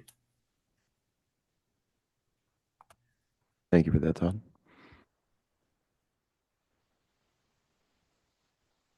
Jennifer Cardenas, I've allowed you to unmute, and you may unmute and comment. Thank you. So hi everyone, my name is Jennifer Cardenas. I'm a campaign organizer with Sierra Club. I want to say thank you for uplifting the need for our overburdened communities to really get the clean air that they need. I think as an organizer, we see a lot of people always telling us where they live, and it happens to be the diesel death zone. We know that their lives are impacted in a way that feels different in the location that we live.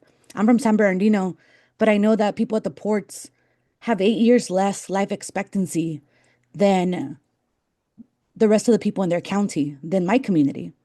So I think one of the things that I want to uplift and support that y'all can do is something like a greenhouse emissions program that will keep California on track to achieve our state's ambitious climate targets. I think it's time for y'all to really be ambitious, and I believe you can do so because our federal standards are not really going to meet the needs that we need, but I know that y'all are going to be able to do that. A next generation zero emission sales mandate, a poor ISR, an ISR in general. These are things that we know have worked. We are seeing the warehouse ISR create cleaner air. Imagine that for the whole state. I really believe that y'all can be very ambitious and do something for the communities that are the most impacted. Because if the most impacted are taken care of, then everybody else is also going to be taken care of. Thank you. That was it. I could keep going, but I want to hear the rest of the the program today.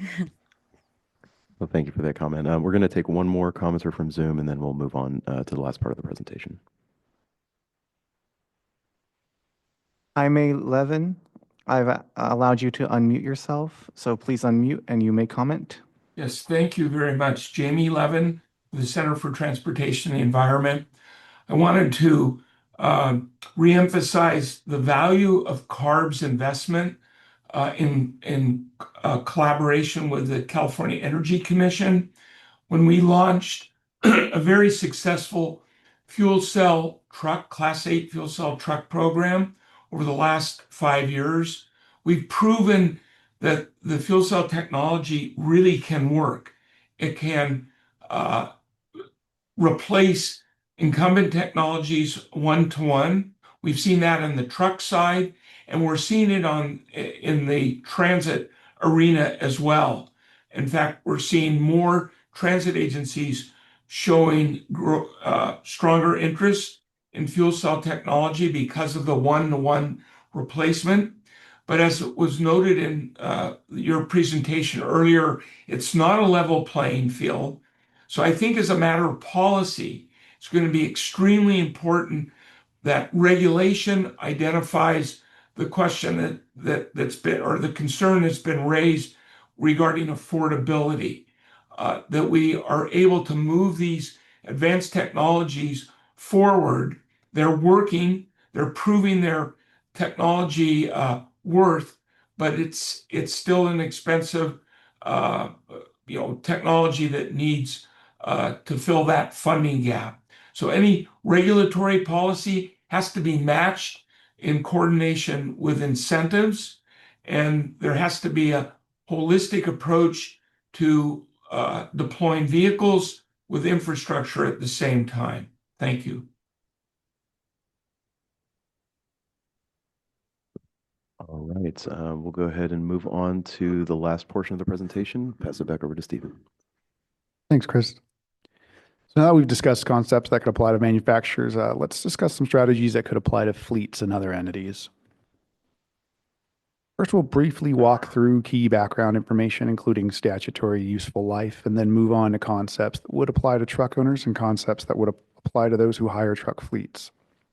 As a reminder, trucks are a major contributor to GHG and criteria emissions reductions, while only representing a fraction of the total vehicle population.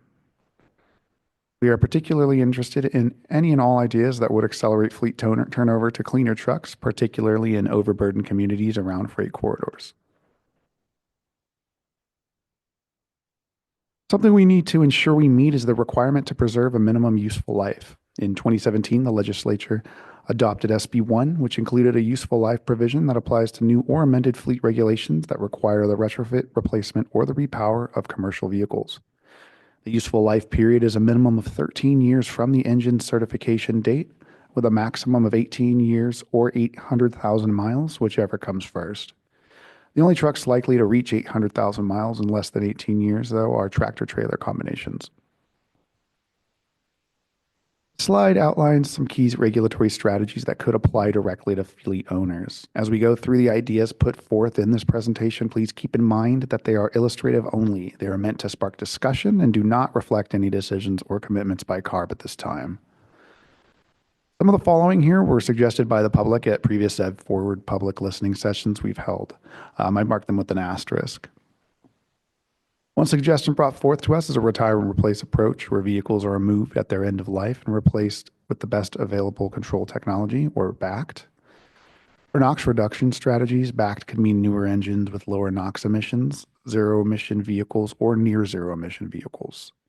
Strategies targeting GHG emission reductions, it could mean vehicles or technology that reduces GHG emissions such as aerodynamic equipment, low rolling resistance tires, start-stop engine technology, and so on. A fleet reporting registry would be necessary to track fleet composition and mileage. The Green Zones framework, another approach publicly suggested to us at a listening session, would limit access to designated geographic areas to cleaner vehicles, with requirements that become more stringent over time. Zones would be geographically defined, ideally with limited entry points or checkpoints to simplify enforcement. Technologies like geofencing, license plate or VIN recognition, RFID, or telematics could support implementation. A baseline fleet registry and annual reporting would help track compliance. Key considerations include which areas to designate, how to obtain tracking technologies, and how to ensure that benefits reach overburdened communities. Clean mile standard would require a set percentage of heavy-duty vehicle miles to be driven using cleaner technologies, ensuring real-world usage emission reductions. And lastly, another strategy is setting a fleet-wide emissions target where the fleet must meet a specific NOx or GHG average, giving owners flexibility in how they comply. Together, these concepts give fleet owners multiple pathways to reduce emissions while aligning with broader air quality and climate goals. This slide introduces potential concepts that could be explored for regulating non-fleet owners. These are companies that don't own trucks themselves, but depend heavily on them to operate and serve customers. So for example, some grocery chains own their own fleets, while others rely entirely on contracted hauling. We're interested in hearing thoughts on how to ensure a level playing field here as both types of businesses move toward cleaner transportation options. One concept that's come up through public input is establishing hiring requirements. This idea suggests that companies hiring or dispatching vehicles could play a role in ensuring compliance by checking fleet information online. We're interested in exploring whether this kind of approach could support broader compliance efforts. Another idea raised by stakeholders is green contracting. For example, this could involve encouraging or requiring companies to contract with fleets, such as those with Class 7 or 8 tractors, that go beyond the minimum regulatory requirements. There's also the possibility of pairing this with voluntary or mandatory incentives for fleets to exceed baseline standards. We're looking for feedback on how this might work in practice. These types of concepts could potentially involve a range of entities, such as shippers, third-party logistics providers, or other companies that hire trucking services. We're eager to hear perspectives on how roles and responsibilities might be shared across the supply chain. As we explore ways to support the use of cleaner heavy-duty vehicles, we're looking for input on several foundational questions. These questions go beyond technical considerations and touch on policy design, equity, and practical implementation. Do lessons and examples, perhaps from other industry approaches to frameworks, exist that could be applied here? Best available control technology means reducing emissions using a tiered approach to requiring the cleanest available technologies. Should it be the cleanest engines, a particular retrofit option? Should it include zero and near zero emissions everywhere feasible, or something else? Which entities should be covered, owners, operators, or others? When accounting for differences between large and small fleets, should compliance timelines, requirements, or support mechanisms, such as exemptions or reduced requirements, vary based on fleet size or available resources? Should requirements differ by sector or truck type? Are certain concepts better suited to specific sectors like last mile delivery, regional or long haul, or construction? Which truck types are most ready for zero emission adoption now, and how do we prioritize those for early action? Finally, how do we recognize fleets that have already stepped up and taken early action? Are things like compliance credits, recognition programs, or additional flexibility options appropriate and significant enough to acknowledge those fleets that took early action? These questions will help us build a framework that's targeted, fair, and effective. So what's next? Well, we're looking to hold our next Drive Forward Fleet Workshop in the second quarter of 2026 and shooting for quarterly workshops through the rest of 2026, with a goal of bringing a regulatory package to the board in 2027. You'll be able to find more information, meeting materials, and soon a recording of today's meeting using the QR code on the screen. We also have an informal comment docket for you to leave comments using the public comment docket QR code on the screen. If you have questions or comments that you think of after today, you can also direct them to driveforwardfleet@arb.ca.gov. Any stakeholders, including fleets or manufacturers, can reach us through these resources. We'll also drop all of these resources I mentioned into the chat now. As we develop new standards and strategies to reduce emissions from heavy-duty trucks, we want to get meaningful input from those most impacted. That means building on what we've already done, but doing more, and trying new approaches to reach fleets, communities, and partners. Our outreach will begin with educating fleets, communities, and partners about the upcoming heavy-duty rulemakings and how they can provide input. We want people to understand what's coming, the timeline, and the ways they can get involved early in the process. As we move forward, we'll continue gathering input that will help shape the proposal itself, ensuring that regulations are practical, effective, and equitable. We plan to partner with organizations and agencies across the state in order to reach more audiences and strengthen connections with the people and fleets that these rules would affect most. By partnering with local organizations and community groups, we can ensure their perspectives and lived experiences help guide this work. For outreach, we'll use multiple channels, including the Drive Forward web portal, fact sheets, events, videos, and social media, along with direct conversations and listening sessions with fleets. We also plan to create new mechanisms to gather meaningful feedback so communities and industry partners can help shape regulations in a more transparent and collaborative way. And throughout the process, we're committed to inclusive engagement and meeting communities and fleets where they are. So at this time, we want to open up the floor again for any further Q&A or comments you may have. It may be helpful to go back to the slide with the questions on it to help kind of guide some of the discussion. So if we want to go back to that for just a... Sure.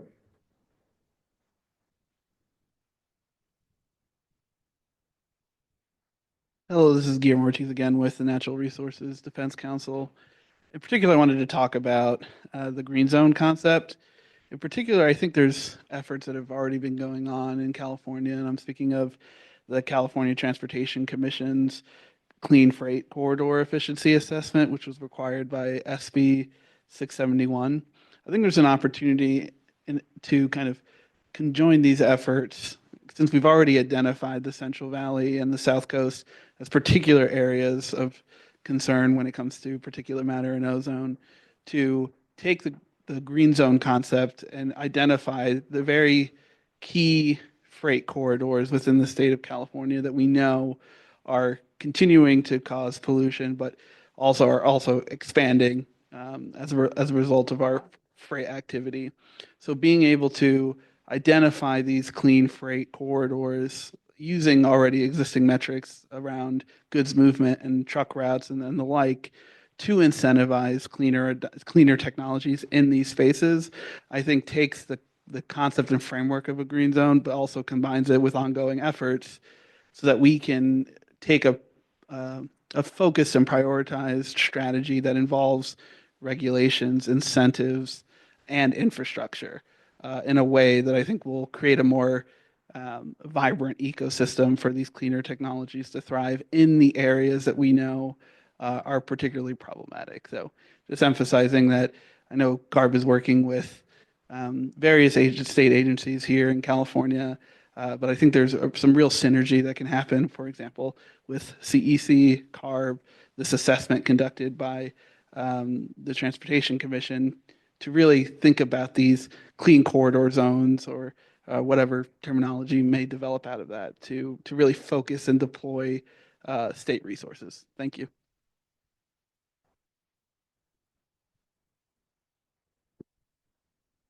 Good morning. My name is Evan Edgar, Edgar Associates.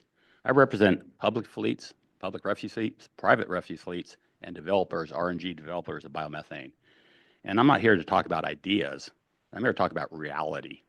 And on the private side, we have a great reality going on with the public fleets on refuse, because we're addressing SB 1383, which is a short-lived climate pollutant, which is here and now, in order to decrease greenhouse gases. And we couple it with a near zero NOx engine.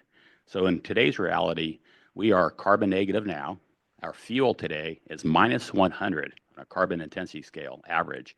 And the entire public and private fleet could be on RNG. And that was our plan going into 2030 until the Advanced Clean Fleet Rule came along.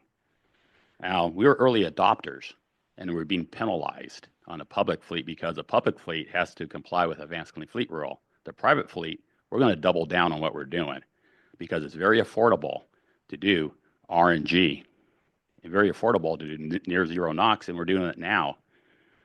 One concept came up with affordability, and in order to implement 1383, which is a goal of your scoping plan, is affordability. And the city of LA just doubled their rates from about $37 a household per month for a 3-car system up to about 70. They doubled it for 1383, and it's worth it. And I think the public can afford it because they see a linkage to short-lived climate pollutants and methane reductions from the super emitter landfills as we divert organics from the landfills for 1383. But in order to implement ZEVs for the city, for the public fleet for the city of LA on CapEx, it's going to double again to $140 per household per month. Now, I think the public can handle 1383 on a doubling, but what you're asking to do with your new ideas is to double the cost again in order to pay for the public sector fleets. Now, we're living in a circular economy today with 1383, and we're minus 100.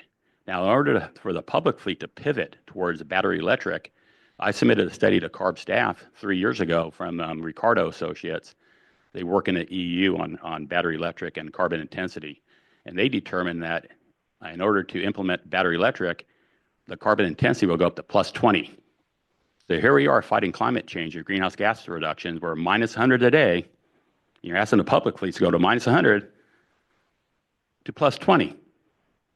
That is driving backwards, not driving forward. And that's a key thing that you guys have been tone deaf with for the last couple of years. When the Advanced Clean Fleet Rule was adopted, CARB staff was committed with CARB resolution to hold a workshop on RNG, biomethane developing. I've been in front of the board. You see me all the time, 4 or 5 times a year, asking for that workshop to be held on behalf of the public sector. Now, CASA, with the wastewater folks, been asking for it. The public fleet's been asking for it, and we've been asking for it. And today's topic should have been what came out of the RNG workshops. Discussion topic, what is the future of RNG? 3.5 years been waiting for this workshop. You never held it. And that's really important that you guys didn't even have it on the agenda today. In order to bend the climate curve in a climate emergency, everybody agrees that short-lived climate pollutants is what we need to bend, the most effective by 2030. We're willing to do that, early adopters. We want to drive forward with RNG minus 100 for the entire public and private fleets. And somehow, after 3.5 years of asking, standing in front of you, eye to eye, you're tone deaf. You haven't heard of the workshop. Why haven't the biomethane developers been heard, coupled with a near zero NOx fleet to really reduce near NOx with a circular economy that is working today? It's not a new idea. It's in practice. Please let us continue to drive forward and don't have us drive backwards with battery electric for the public sector fleets. My name is Evan Edgar. I've been up here for 4 years, and you guys are tone deaf. So I guess we can start the dialogue on some of that topic. So many of your comments are related to our state and local government requirements under the ACF regulation, which we're currently in the process of making amendments that would, to some degree, address some of these concerns and a board decision made on that. So I want to make sure we don't. There's obviously overlap and related on the different topics, but broadly, the kind of the comments at the workshop that we did were the state and local government fleets are roughly 7% of the overall market. And so you were talking about 93% of the market is combustion fuels, or will continue to be, given what rules we've adopted, and so that's what we're looking at, how we move forward. So to a degree, it's like I want to make sure that we separate the discussion a little bit on the public sector versus the entire market, because I think your comments are relevant in terms of how we move forward and the impacts of that. But the little part I'm having a little struggle with is even if the public fleets do eventually go to all zero emission over time, but again, it's combustion and zero emission for a number of years still.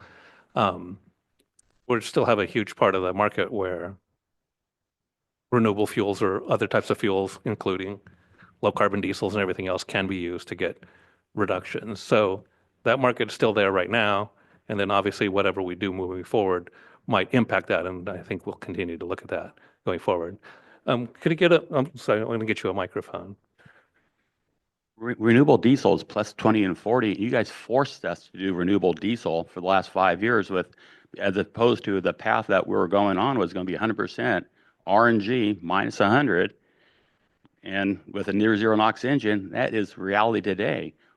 Because of the advanced clean fleet rule for the private side, we quit buying RNG. We couldn't, you stalled out my anaerobic digestion projects because of uncertainty in the market. So we pivoted to go RNG was plus 20 to plus 40 on a carbon intensity scale, where we could be minus 100. So don't say renewable diesel. I'm here to talk about RNG, not renewable diesel. No, I appreciate that, and I think that's helpful. So you're in essence saying because of the rule as originally adopted affecting the portion of the private fleets, that in and of itself sent market signals or presented barriers to further expansion or utilization of the renewable production, or specifically associated with 1393, but other as well. Broadly, I see Sean's nodding his head. Yeah, Tony, I would just, Sean Edgar, Clean Fleets, I would just say the public agencies, the CASA and other agencies that may show up later in this webcast, the public agencies have come before the CARB board for the last 5 years anyway, explaining that they have an unlimited supply of non-fossil biogas that they are producing to comply with Senate Bill 1383, which requires diversion of organics from landfilling. So those public agencies, many of whom the City of Roseville, the Los Angeles County Sanitation Agencies, Orange County Sanitation Agencies, they've already informed the board on multiple occasions they have an unlimited supply of non-fossil biogas that is carbon negative. And I think Evan's point is the board should be doing everything in their power to reduce short-lived climate pollutants by finding a home for that non-fossil biogas to be used in cleaner combustion engines. I don't agree with Bill McGavern very often on many things, but we heard Bill McGavern talk about we should be getting out of the older diesel equipment. That part could be done. And we also heard that we should incentivize getting into the cleanest combustion engines. And whether we talk about old low NOx definition or new low NOx definition, the point is that non-fossil biogas that's that's carbon negative fuel, as Evan was pointing out, is plentifully available today.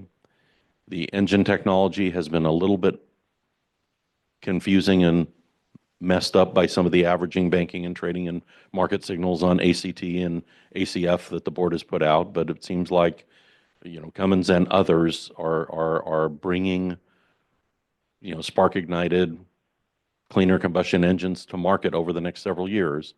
And if we have, it sounds like, unless somebody tells me otherwise, it's going to be really toward the end of this decade that the board is going to have another opportunity, perhaps with another federal administration, to be able to do some sort of a fleet rule mandate. So it sounds like over the next remaining years of the Trump administration, there's going to be resistance from Washington to giving you the regulatory levers to get cleaner technologies into the hands of fleets. And I think our point is that if you have an industry that's been willing to do it, and you have a source of fuel, and you have cleaner engines, and it can be done in the near term, then all of those things colliding should be a big topic of discussion today. So no disrespect to Kim, I wasn't going down the pathway of global warming potential refrigerants. I was going down the pathway of what do you do between now and 2037 to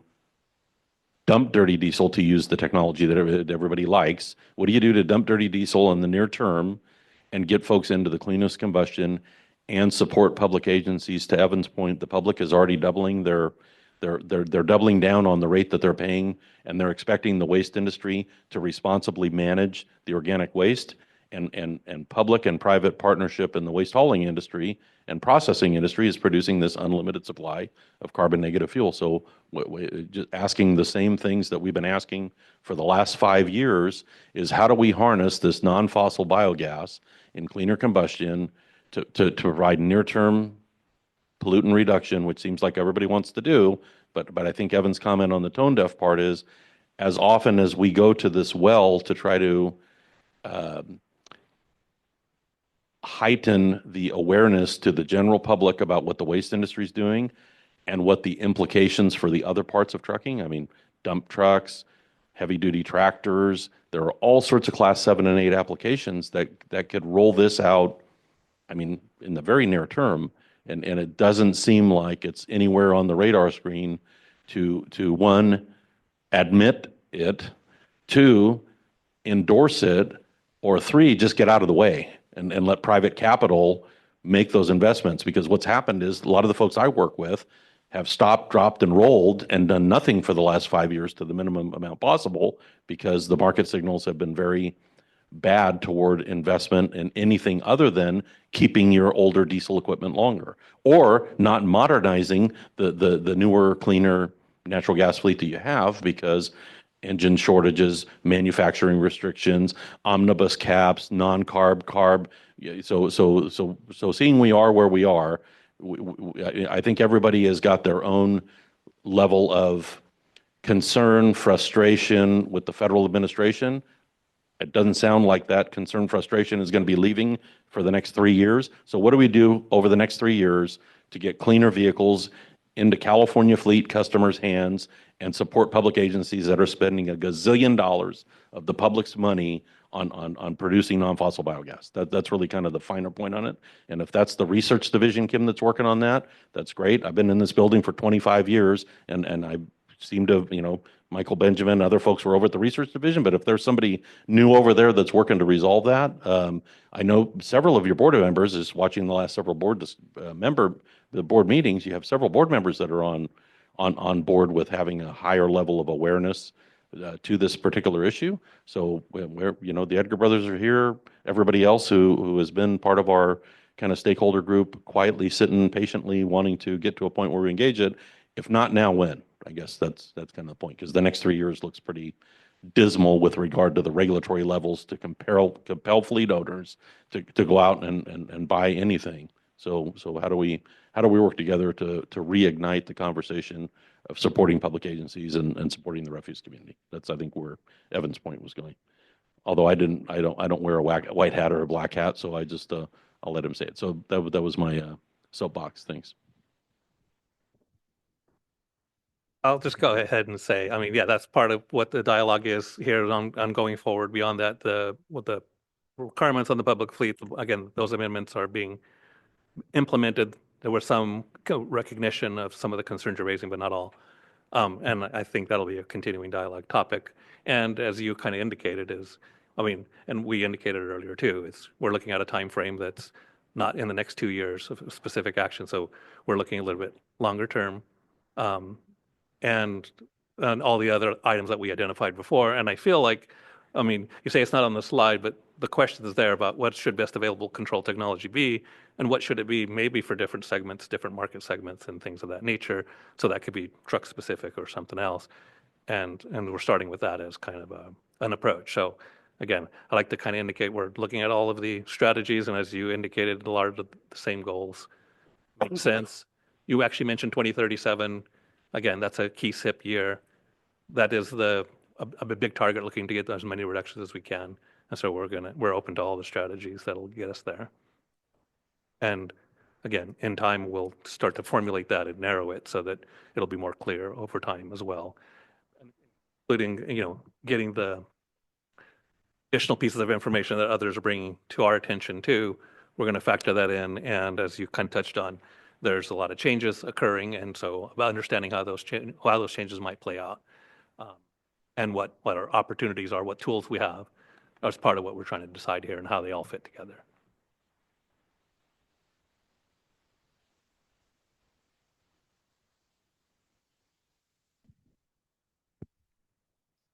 Good morning, Chris Shimoda with Shimoda Government Strategies, with multiple clients in the space, but speaking on behalf of the California Trucking Association today. So a couple of things for consideration. Just wanted to raise, first off, when speaking of fleet-facing standards, just wanted to highlight the fact that from the perspective of the Clean Air Act, under the existing case law, functionally, there is no difference between a fleet purchase standard or a fleet-facing standard and a manufacturing standard from the requirement of needing to submit that standard to the EPA for a waiver. So just wanted to put that on the record. Also, wanted to highlight other federal preemption related to the both routes and services of motor carriers as you're considering these concepts on a go-forward basis.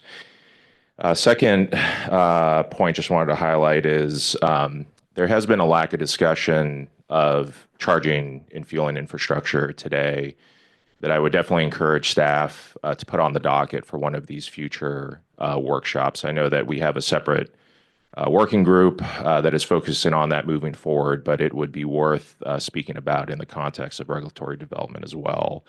Having been involved in the development of the prior set of rules, going as far back as 2015, 2016, can say there was a lack of discussion of charging and fueling infrastructure then that I would say was probably more justifiable based on the fact that I think we've all gotten much collectively smarter about the challenges involved with getting some of this infrastructure in place. And if anything, the landscape, I would argue, has changed in a way that is going to make it even more challenging for fleets to get this infrastructure in place.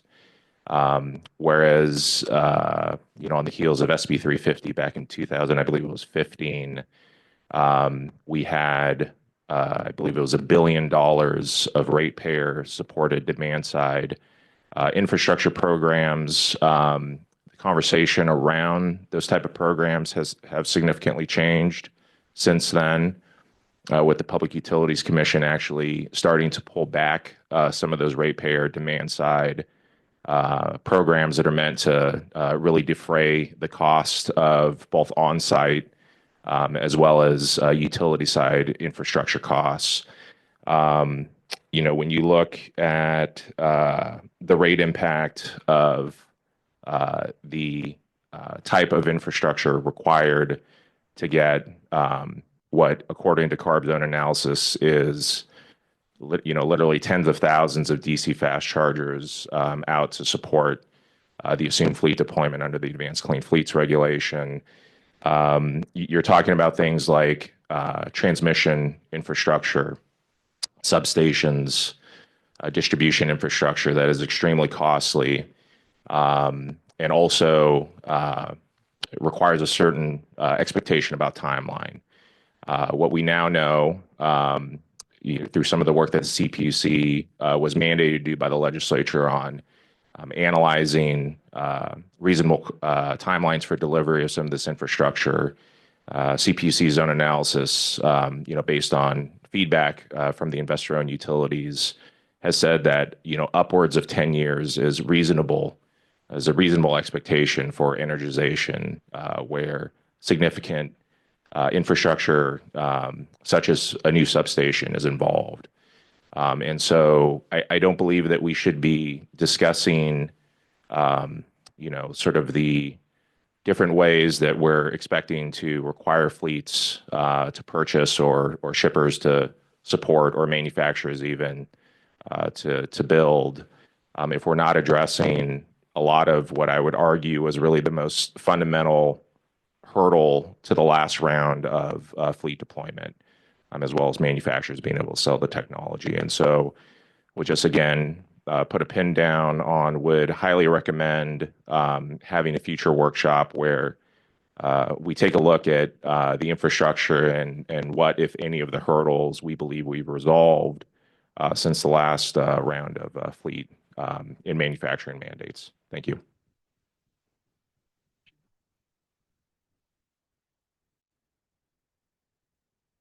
All right, we'll take the two hands raised in the room, and then we'll move to Zoom. Hi, Lisa, Tom's Truck Center. So thank you for some of these topics. I think they're very meaningful, and I think they really could move the needle and support the technology as well as the adoption, which we have to find a way to support those that are the stakeholders that are going to, make the technology and invest in the technology. So I support it. The aging out really happens year over year. So I see how this fits in alignment with that. Every year, every day, fleets are buying trucks and buses. That's what keeps the dealers in business, right? So every day, if that fleet isn't replacing their trucks timely or the buses timely, it's an operational cost. And so those are some game changers that when you're an operator and the smaller you are, the harder that is. Of course, the bigger you are, there's a lot more cost, but they can spread that cost and blend it in different ways. Your concept has the ability to better assist fleets with replacement on the age units to get those off the road and to eliminate the high operational cost. And it fits in with your retire and replace model. On the green zone, ports and airports are already implementing fee incentive penalties along with incentives for those permitted operators. This could be tied into the Clean Miles standard where the VMT is reported and rewarded. I'm almost imagining something similar to the low carbon fuel standards program. Don't know how it would work out, but I think there's an opportunity there to figure that out, to provide another incentive. Additionally, the VMT with zero emissions could get more rebates and more credits than the low NOx. The nascent technologies such as hydrogen would get a higher rebate and also higher credits. Tom's Trucks also proposes the following: a try before you buy program with an incentive for commercial truck rebates. After the rental, they would get a rebate, which is good for 1 year. The first to 3 months is a higher rebate. Maybe the 3 to 6 months is modified rebate at less. And then after 6 months is also further reduced. Small fleets also deserve some consideration and some exemptions. I'm not quite sure what the concept should be, but it definitely requires a discussion and some type of concession.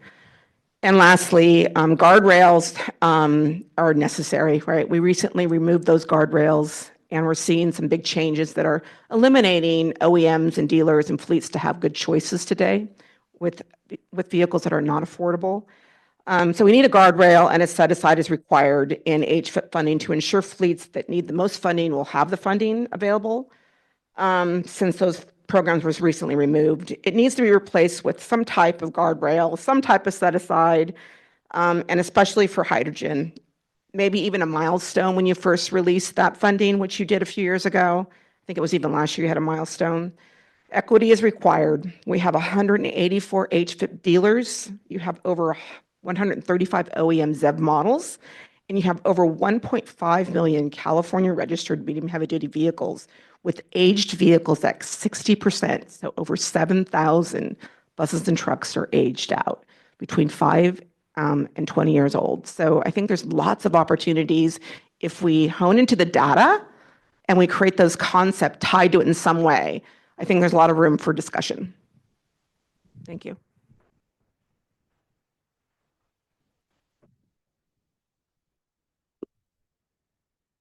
Jameson Rickard. I work for PG&E, but I'm in the fleet group, so sorry, I don't represent the entire company, just as a fleet manager. I do think that some sort of, if I had a choice, right, of what a compliance option would look like, the clean mile standard or fleet average emissions would be easier for me to have flexibility in picking, which vehicles drive the most miles, have the most emissions, are most cost effective for me to replace. It also allowed me to buy, plug-in hybrids to help, cover some of that, just because some platforms aren't as amenable to full electrification. I also, to the question about how different industries and sectors should be considered, I do think there should be some differentiation. For us, we have a lot of trucks that just from the equipment that we put on there, like aerial devices, bucket trucks, those are $500,000 trucks right now. To electrify those, it could cost $1 million in today's prices, and those things drive maybe 8,000 miles. And I don't know if that's like a credit trading scheme between companies to help incentivize people that have the easier to electrify routes and fleets. And I do agree that fleets that took early action should have some sort of credit. Our fleet took ACF seriously, unlike some others that I know. And, we're about ready to cross 300 Class 2B to 8 ZEVs in the fleet. Going to cross 500 in 2026. And so, the investment we put into that would be nice to be recognized if there is a future regulation. And then to one of the earlier charts about the percentage of ZEVs that are being purchased right now, I don't think it's truly 22% because a lot of those 2B vehicles are Silverado EVs or Lightnings that capability-wise have the payload of a half-ton pickup. So for me, I'm buying a half-ton pickup and I'm replacing those emissions, but that's actually a Class 2A. So it's a little apples and oranges in there. So just some recognition of the vehicle classes don't always line up between the conventional vehicle and the zero emissions vehicle just because the added weight of the batteries and stuff like that. The payloads don't always match up. To an earlier comment, public charging for class 5 through 8 vehicles is very much in its infancy. I buy a Lightning, I can rely on Electrify America or Tesla superchargers. You can't bring a eCascadia there. And so that would definitely help. And as someone who has tried to use HVAP funding previously, it's extremely difficult and has lots of challenges and headaches. And so if that's going to be the avenue of helping people financially, it's challenging. So we're always available to talk more about this. I'll be submitting some other written comments. We've had CARB staff out to Davis before to show them our stuff, so would absolutely welcome that again in the future. Okay, we're going to move to Zoom and then we'll come for 5 or 6 and then we'll come back to the room. Sam Wilson, I've allowed you to unmute your mic, so you may unmute and comment. Thanks, and good afternoon, everybody. This is Sam Wilson, Senior Analyst with Union of Concerned Scientists. Just first, thanks again for the great workshop today and presenting on some of these important concepts. UCS does generally support the post-2028 regulatory concepts that have been presented today. We also just want to highlight that we support the comments provided this morning by NRDC, Sierra Club, Coalition for Clean Air, and others. I'd also like to just say that for once, I do agree with Chris Shimoda's comments on the importance of focusing on infrastructure deployments, and I'm really looking forward to the conversation that we're all going to have on that issue next Monday. So over the near term, we would suggest that CARB focus on the easiest to electrify sectors, such as last mile deliveries, regional drayage, and prioritize emission reductions in and around key freight centers and corridors. The state does have a number of options today to help sustain the market momentum that we've seen among Class 2B and 3 ZEVs, and also to continue to increase the momentum for the market among larger ZEVs, like the Class 7 and 8s that have come up a couple times today. More related to what we're talking about today with the post-2028 idea. So at a high level and, for the mid and long terms, we would like to touch on 5 things. Just ensuring that CARB is pursuing politically durable regulations that meet the state's current electrification goals for medium and heavy duty vehicles. Second, influencing emission reductions from and opening electrification opportunities for the hardest to electrify sectors, such as specialty equipment in the public sector. So vacuum trucks come to mind often, or even the mobile drilling rigs mentioned earlier this morning. Third, infrastructure deployment and energization timelines really should not curtail ZEV adoption, but at the same time, we also need to ensure that affordable and sustainable zero emission fuels are there, and also take into account the environmental and social impacts of station deployments. I want to highlight just quickly that there are a number of growing novel software solutions that are being developed here in California that can address this issue, and hope that CARB is taking a look at the emerging software that's coming out around planning and such. The fourth thing, really importantly, I think that we need to look for ways to actually accelerate our late 2030 goals for statewide NACS attainment, however feasible, with a particular focus on areas with the most serious non-attainment, and particularly also in historically marginalized communities. Fifth, we would suggest that regulations and programs that CARB considers continue to influence upfront price reductions for ZEVs, while also ensuring increased zero emission vehicle efficiency and sustainability.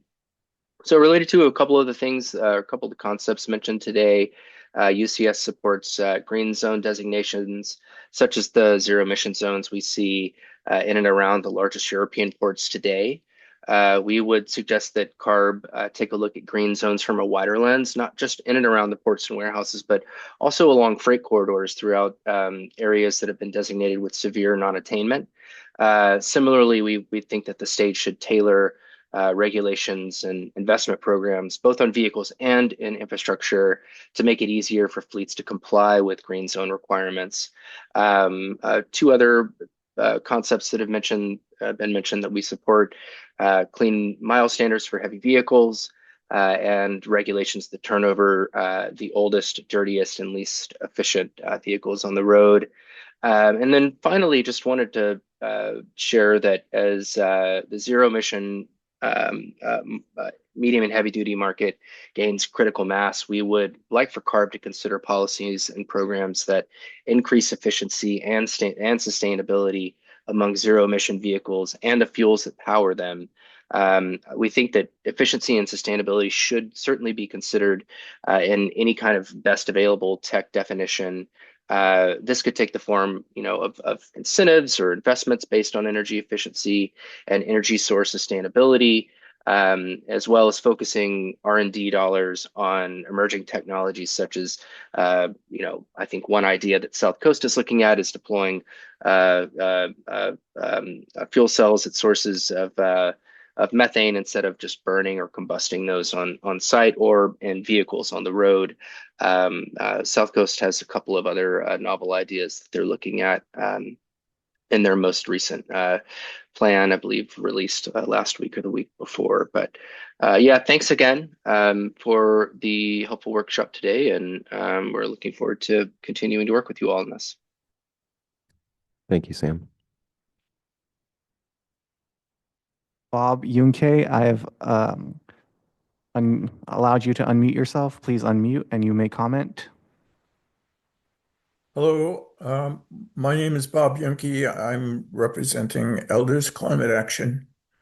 What we've been doing is taking a look at how the drayage truck rule portion of the Clean Fleets rule could be implemented. The drayage truck rule is significantly different from the other portions of the Clean Fleets rule because it applies to the operation of in-use vehicles rather than the sales of new vehicles or purchase of new vehicles. And that distinction is one that's reflected in the Clean Air Act. So what we've done is to put together a legal analysis of the Federal Act that specifically shows Congress has authorized in-use limitations to be implemented by states as part of a control strategy for SIPs. And it's listed in the Act as a transportation control measure rather than under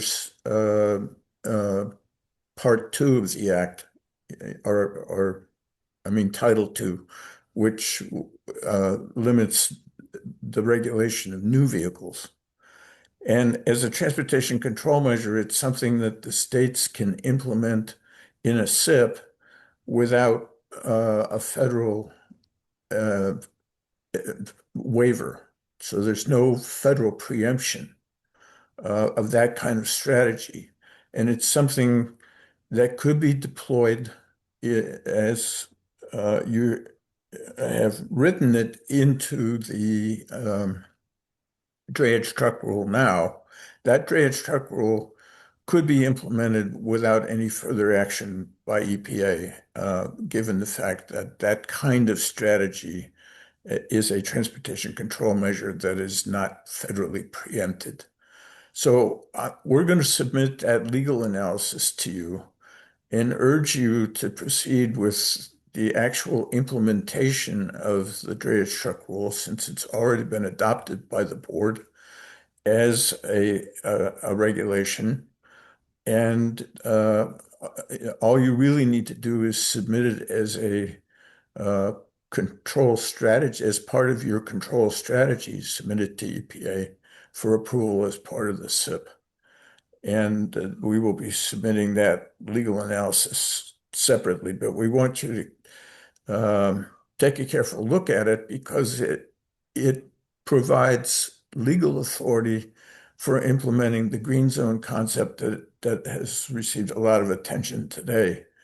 The drayage truck rule is, of course, focused on the ports, but the ports are an example of a green zone that could be a strategy applied to other destinations, or, for example, to the concept that was proposed earlier of focusing on the freight corridors within the state.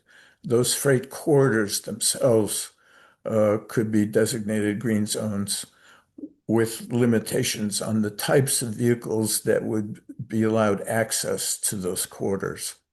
So it's a strategy with a lot of flexibility that we encourage you to consider. Thank you. Thank you for that comment, Bob.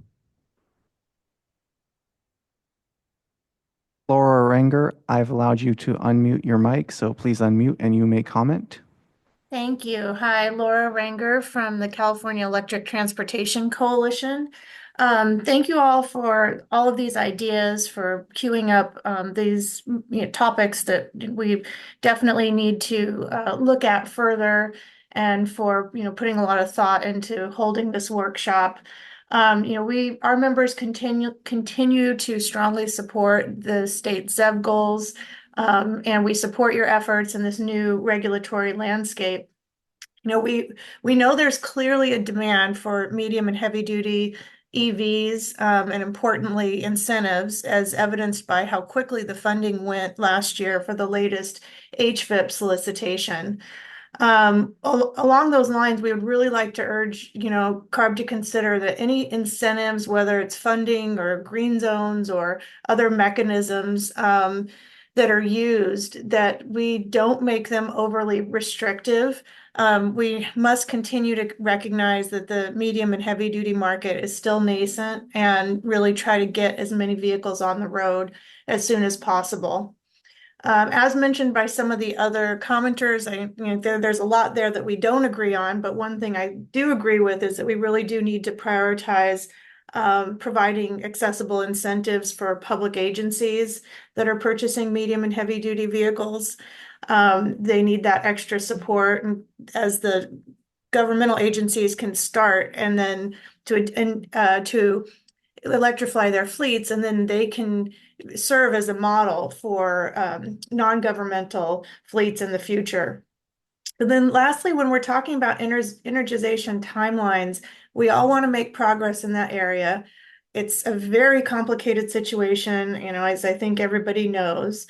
One complication that we haven't discussed that needs to be part of it is also making sure that the utilities have the data necessary to plan for the load that's coming on the system. And so that's something that the utilities have been working together to try to make that happen. And we should also make sure that that's considered in the discussion. So thank you again at Cal ETC. We're going to take all the concepts that were discussed today back to our board and try to figure out how best to support the nascent market. Please reach out to us if there's any way that Cal ETC members can support you in your efforts. Thanks again. Thanks for your engagement, Laura. We're going to take 2 more hands on Zoom, and then we'll come back to the room. Adam Browning, I've allowed you to unmute yourself, so please unmute your mic and you may comment. Appreciate it. Many thanks. I'm Adam Browning with Forum Mobility. Couple of comments to make on this. First of all, just an overall comment to keep your ambition high on zero emission. Appreciate that not every use case can be electrified, but increasingly they can. I would, in China this year, we are seeing the first half of the year, 22% of the heavy duty truck market is electric. And that is accelerating. I talked to certain truck executives who think that it'll close out the year closer to 30. So I would just posit that, what exists actually can be possible, and that we should keep our ambition high here in California as well. We're certainly seeing an accelerating in demand, especially, we're appreciating CARB's focus on carrots rather than sticks as we move forward, and think it is really helping to solve for carriers' purchase decisions. And so I just also wanted you asked the question here about the frameworks that could be considered around this. And a big part of your strategy so far, again, appreciated through HVIP, has been to help make zero emission trucks cheaper. And as I look through this, a lot of the potential strategies that you bring up, you're also suggesting different ways to make zero emission trucks more valuable. And I think that kind of focus can be quite helpful as well. So I just want to express general support for several of those concepts that you've brought up. We'll provide more details in writing as we have a chance to think through them and confer amongst colleagues. But in general, just wanted to, again, provide support for keeping your ambitions high and for this new approach of helping to make these trucks more valuable in the market. Thank you.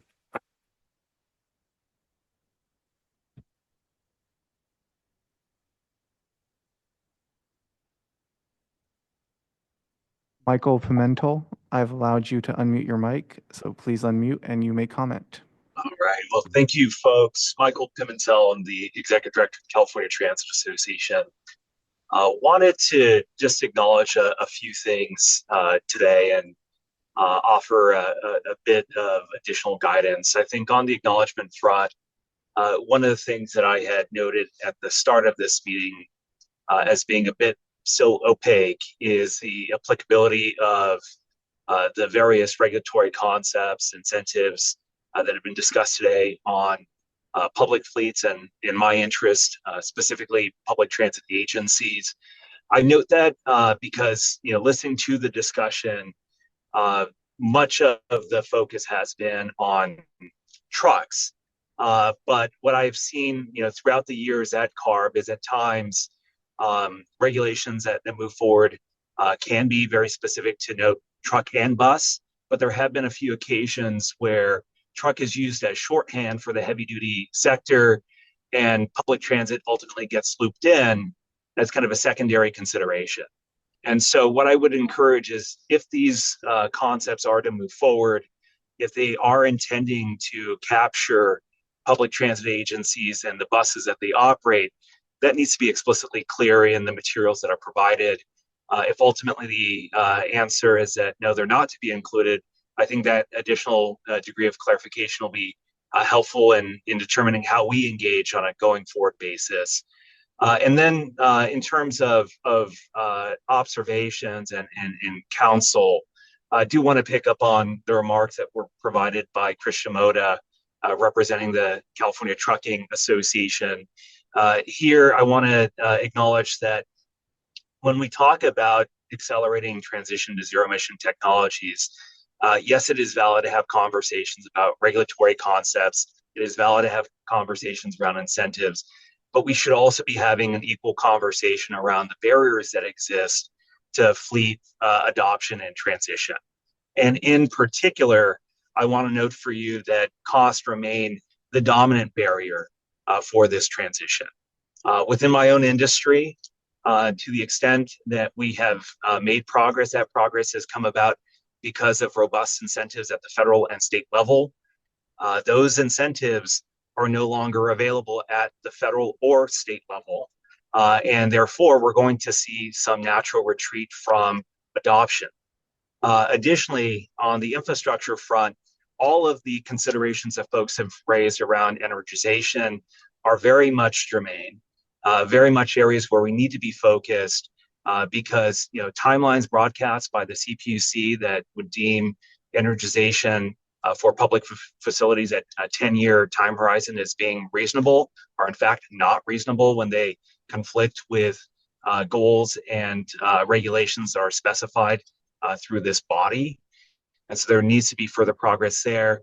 And then I want to further note that when it comes to concepts like early retirement of vehicles, and I mean early retirement not relative to end of useful life, but really the utility of the vehicle, there are some challenges that are associated there for the public fleets that will certainly be in evidence for public transit agencies. To the extent that a public transit agency is running a vehicle beyond its stated useful life, that is inherently a decision driven by a resource constraint. And so what we cannot have is the state regulating in ways that tell fleet owners, and in my case, again, public transit agencies, that they're not to operate fleets beyond a useful life of, in our case, often 14 years, because what that might be doing is taking a vehicle off the road that is helping to reduce VMT. And again, the only reason that those vehicles are being operated instead of a newer vehicle or newer zero emission vehicle is because of resource. And so what we'd be doing in that case is compounding that resource challenge for the agency, providing no solution to actually then reduce VMT. And that would be a step back for overall greenhouse gas emissions, for the NOx emissions that we're and PM 2.5 emissions that we're looking to target through these rules. And so I do want to make sure that as conversations advance that we do get that clarity. And then if there is going to be applicability to public fleets, to public transit agencies, that there be standalone conversations so you can hear more specific and nuanced perspective from those fleet types in ultimately instructing how things advance. So thank you again for the opportunity and looking forward to see what comes next. Thank you.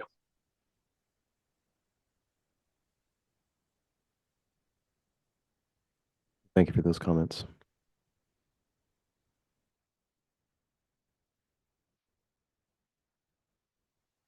Let's go ahead and move to the commenters in the room. Hi, hi, over here, Chris Bush. I'm with Energy Innovation. Thanks for the workshop today.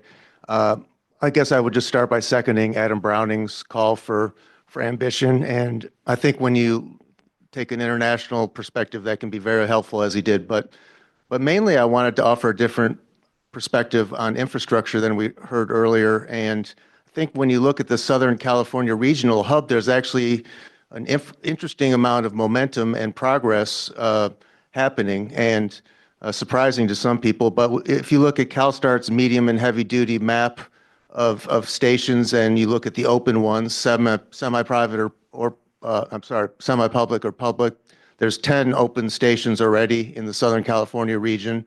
And that includes, for example, Green Lane's Colton site with 41 very powerful chargers. And that doesn't even include EV Realty's San Bernardino site, which will be opening before the end of the year. That'll have 76 chargers. It's going to be constructed in less than 6 months. It'll be about 2.5 years from start to finish for that site, which has a peak energization or peak power demand of 9.9 megawatts. So I think there's more reason for optimism that that barrier is surmountable.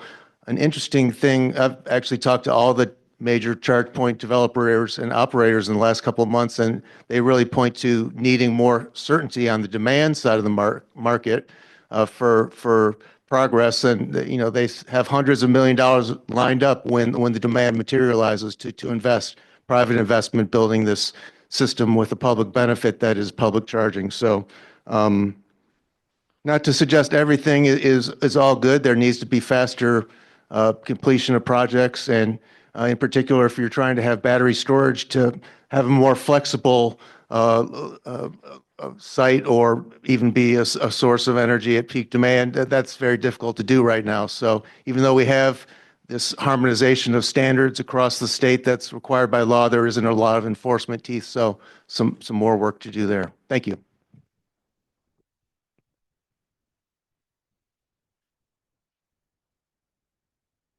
Hi, John Costantino again. Again, thanks for having this opportunity to speak.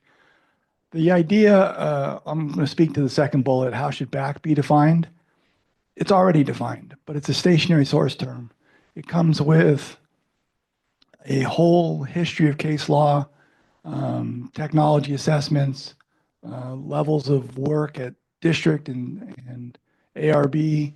So my recommendation is to come up with something better. I'm not a different acronym.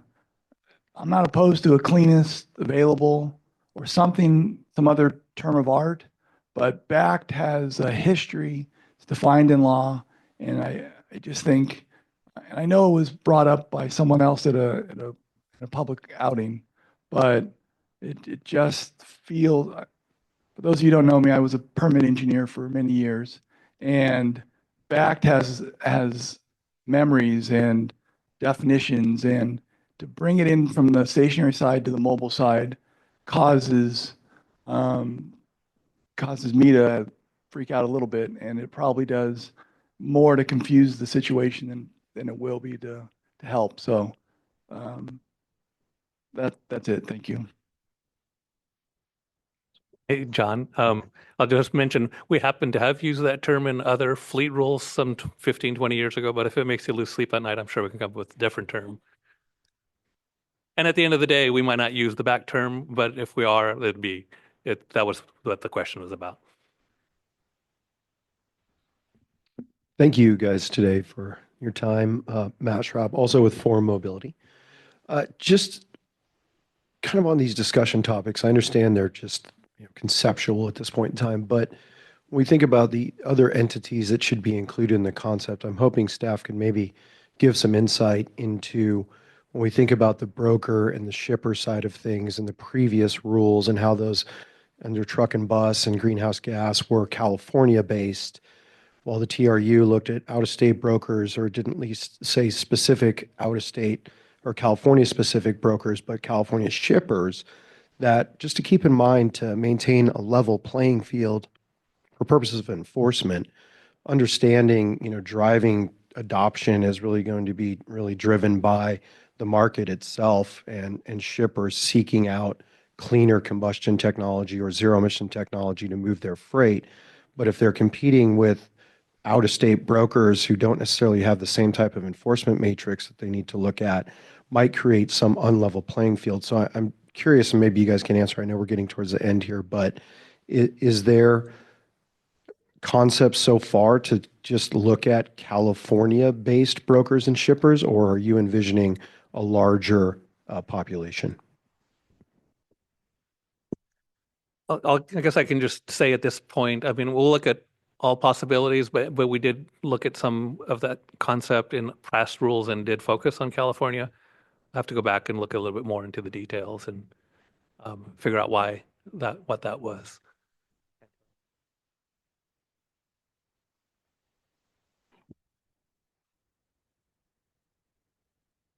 Good afternoon, Cody Turner. I'm with Shasta College up in Redding. I'm a government fleet operator.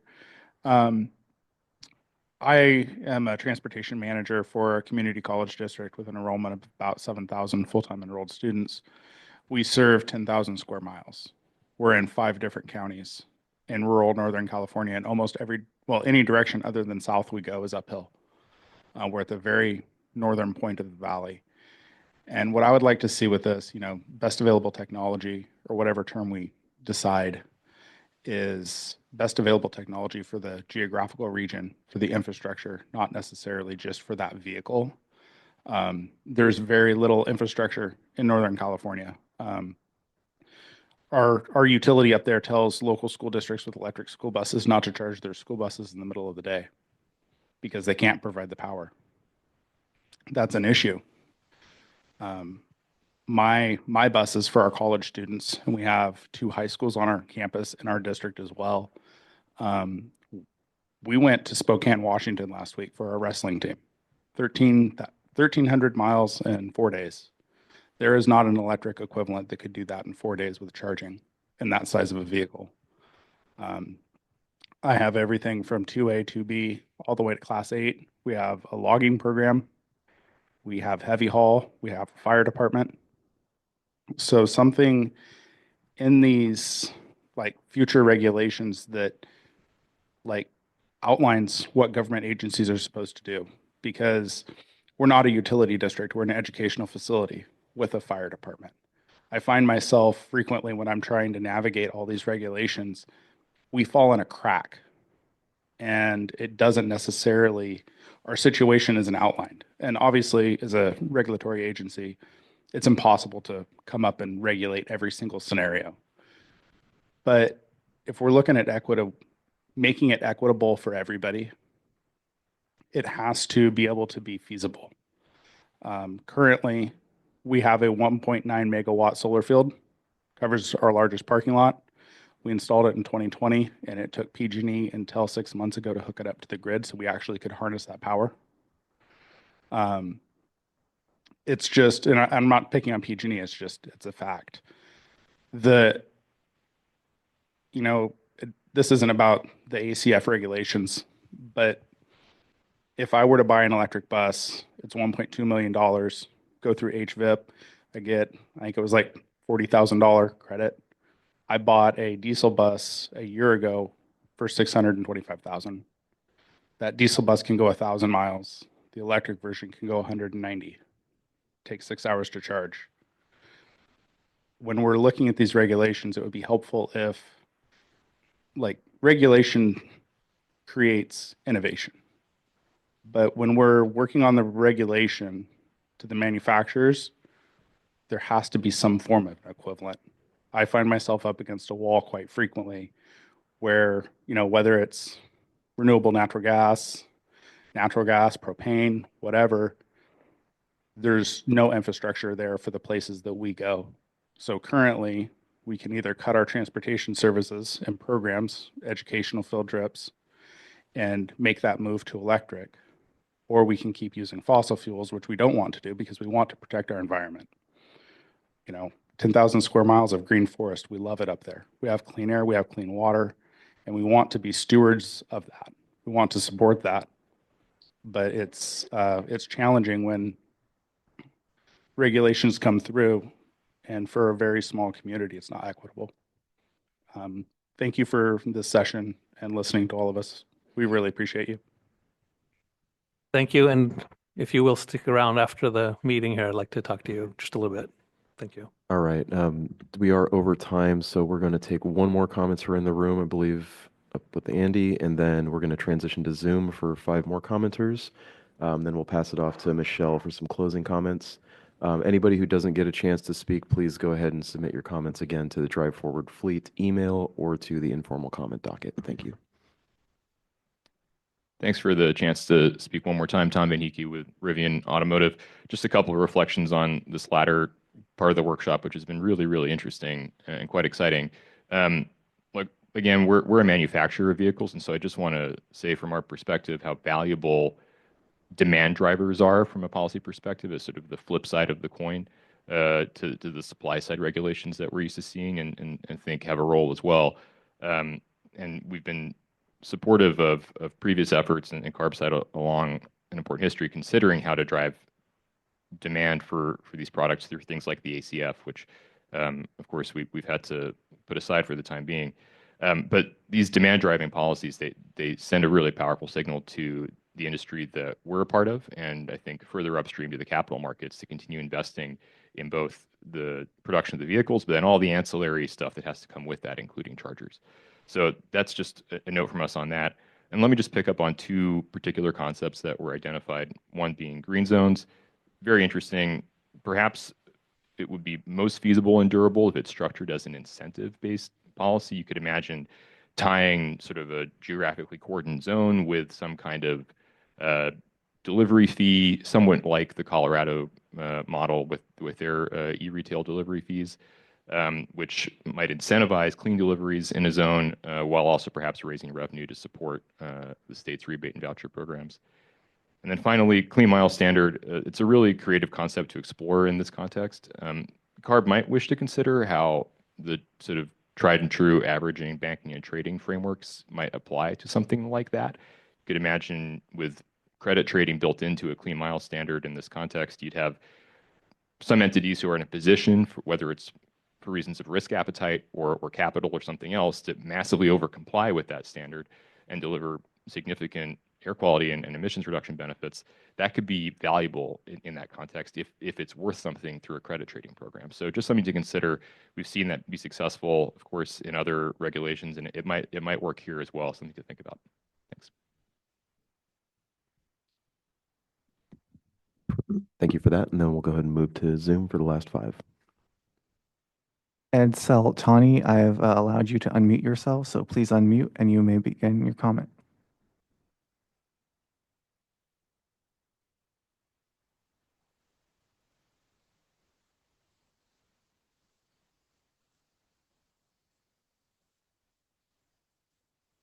Ed Salatani, I have allowed you to unmute your mic, so please unmute your mic and you may comment.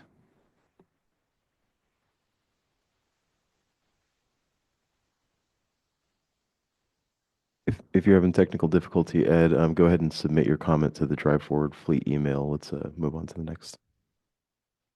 Rob Delcor, I have allowed you to unmute your mic, so please unmute and you may comment.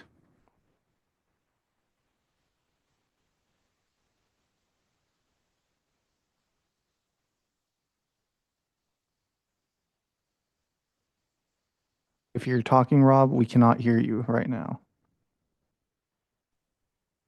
Okay, how about that? Can you hear me? Yes, we can hear you now. Perfect. All right. Sorry, this comment is for the previous section. This is Rob Delcourt, founder and CEO of Green Numerics Technologies. We are a hydrogen powertrain technology development company, and I have over 25 years in the industry.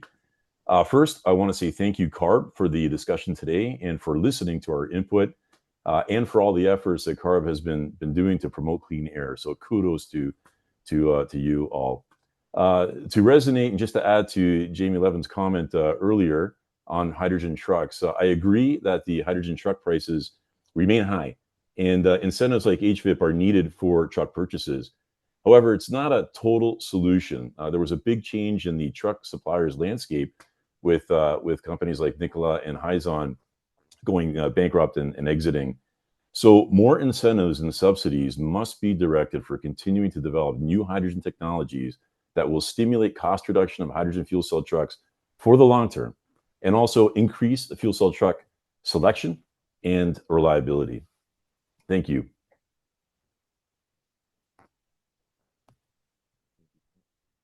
Thank you for that comment. Margaret Bolter, I've allowed you to unmute your mic, so you may unmute and comment. Hi, can you hear me? Yes, we can hear you. Yeah, this is Margaret Bolter with Zeem Solutions. We build charging infrastructure for commercial fleets.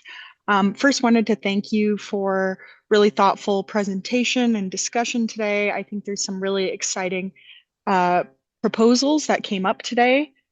Before I comment specifically on any of the specific regulations, I just wanted to share that we're really supportive of an incentive-driven environment and really appreciate that large fleets were allowed back into HVIP, historically and currently. think it's really powerful to let those fleets be first movers in the market. And so really applaud CARB for that change, which occurred a while ago, but also wanted to emphasize the need for fleets to be able to access incentives into the future, even as there's potential additional regulations put in place. So the more we can keep these incentives available to fleets, the better, while also thinking about thoughtful regulations. And that's about it for me, but really appreciate the discussion, and we'll follow up with more thoughts down the line. Thanks. Thank you, Margaret. Chris McLaughlin, I've allowed you to unmute your mic. You may unmute and comment. Awesome. Thank you. I want to thank you for the presentation today and the discussion. My name is Chris McLaughlin. I'm with the California Cotton Ginners and Growers Association, as well as the Western Tree Nut Association. I know speaking at the end, I get the privilege of being able to say, I'd like to echo Chris Shimoda's comments specific to infrastructure. From AG's perspective, I have 2 processing facilities that are currently being powered by natural gas generators because PG&E will not go out and connect the system, and that's going on the 2nd year now for both of those facilities. One thing that I don't think I heard a lot of discussion on specifically were the ever increasing rates, primarily for our membership being in PG&E and SoCal Edison territory. At PG&E, there's a 23.5% general rate case increase for the next 5 years being proposed. And at Edison, it's a 39% increase for rates. And those are levied on industrial sector. I know there's a lot of emphasis at the legislature for rebates and kind of kickbacks for general population, but for the industrial users, that consideration isn't given primarily. So our cost for electrifying equipment is ever increasing, on top of the fact that the equipment prices, that's been pointed out, are significantly higher. And I guess one thing I want to highlight for the ag industry specifically is a lot of our members are seasonal users of equipment. For 6 weeks to 3 months out of the year, they're operating those trucks on the road. They made considerable investments at the end of Truck and Bus to get into compliance with the quote unquote latest diesel technology. And now those are aging and need to be phased out. And so we'd really like to emphasize, 1, an incentive-based approach for turnover of that older equipment. And 2, I heard a lot of comments specifically focusing on natural gas, CNG, RNG, hydrogen, the suite of options that are available for our membership to take advantage of in kind of this, I'll say, the interim years before electrification fully fleshes out, is something that we would strongly advocate for. I know I've had a couple of our members that have transitioned over to CNG and haven't heard any complaints about it so far. It was a costly investment to make. We do have a biomass problem within our industry.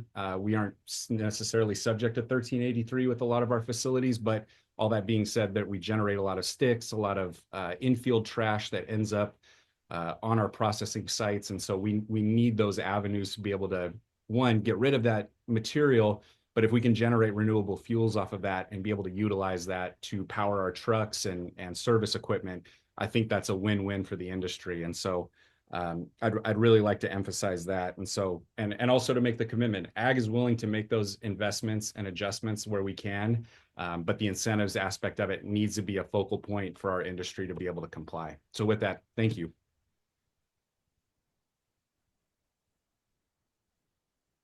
And thank you for that comment. Jamie Hall, I've allowed you to unmute your mic, so you may comment. Great. Thank you so much. My name is Jamie Hall. I lead policy for EV Realty. We build, own, and operate charging hubs for medium and heavy duty electric trucks.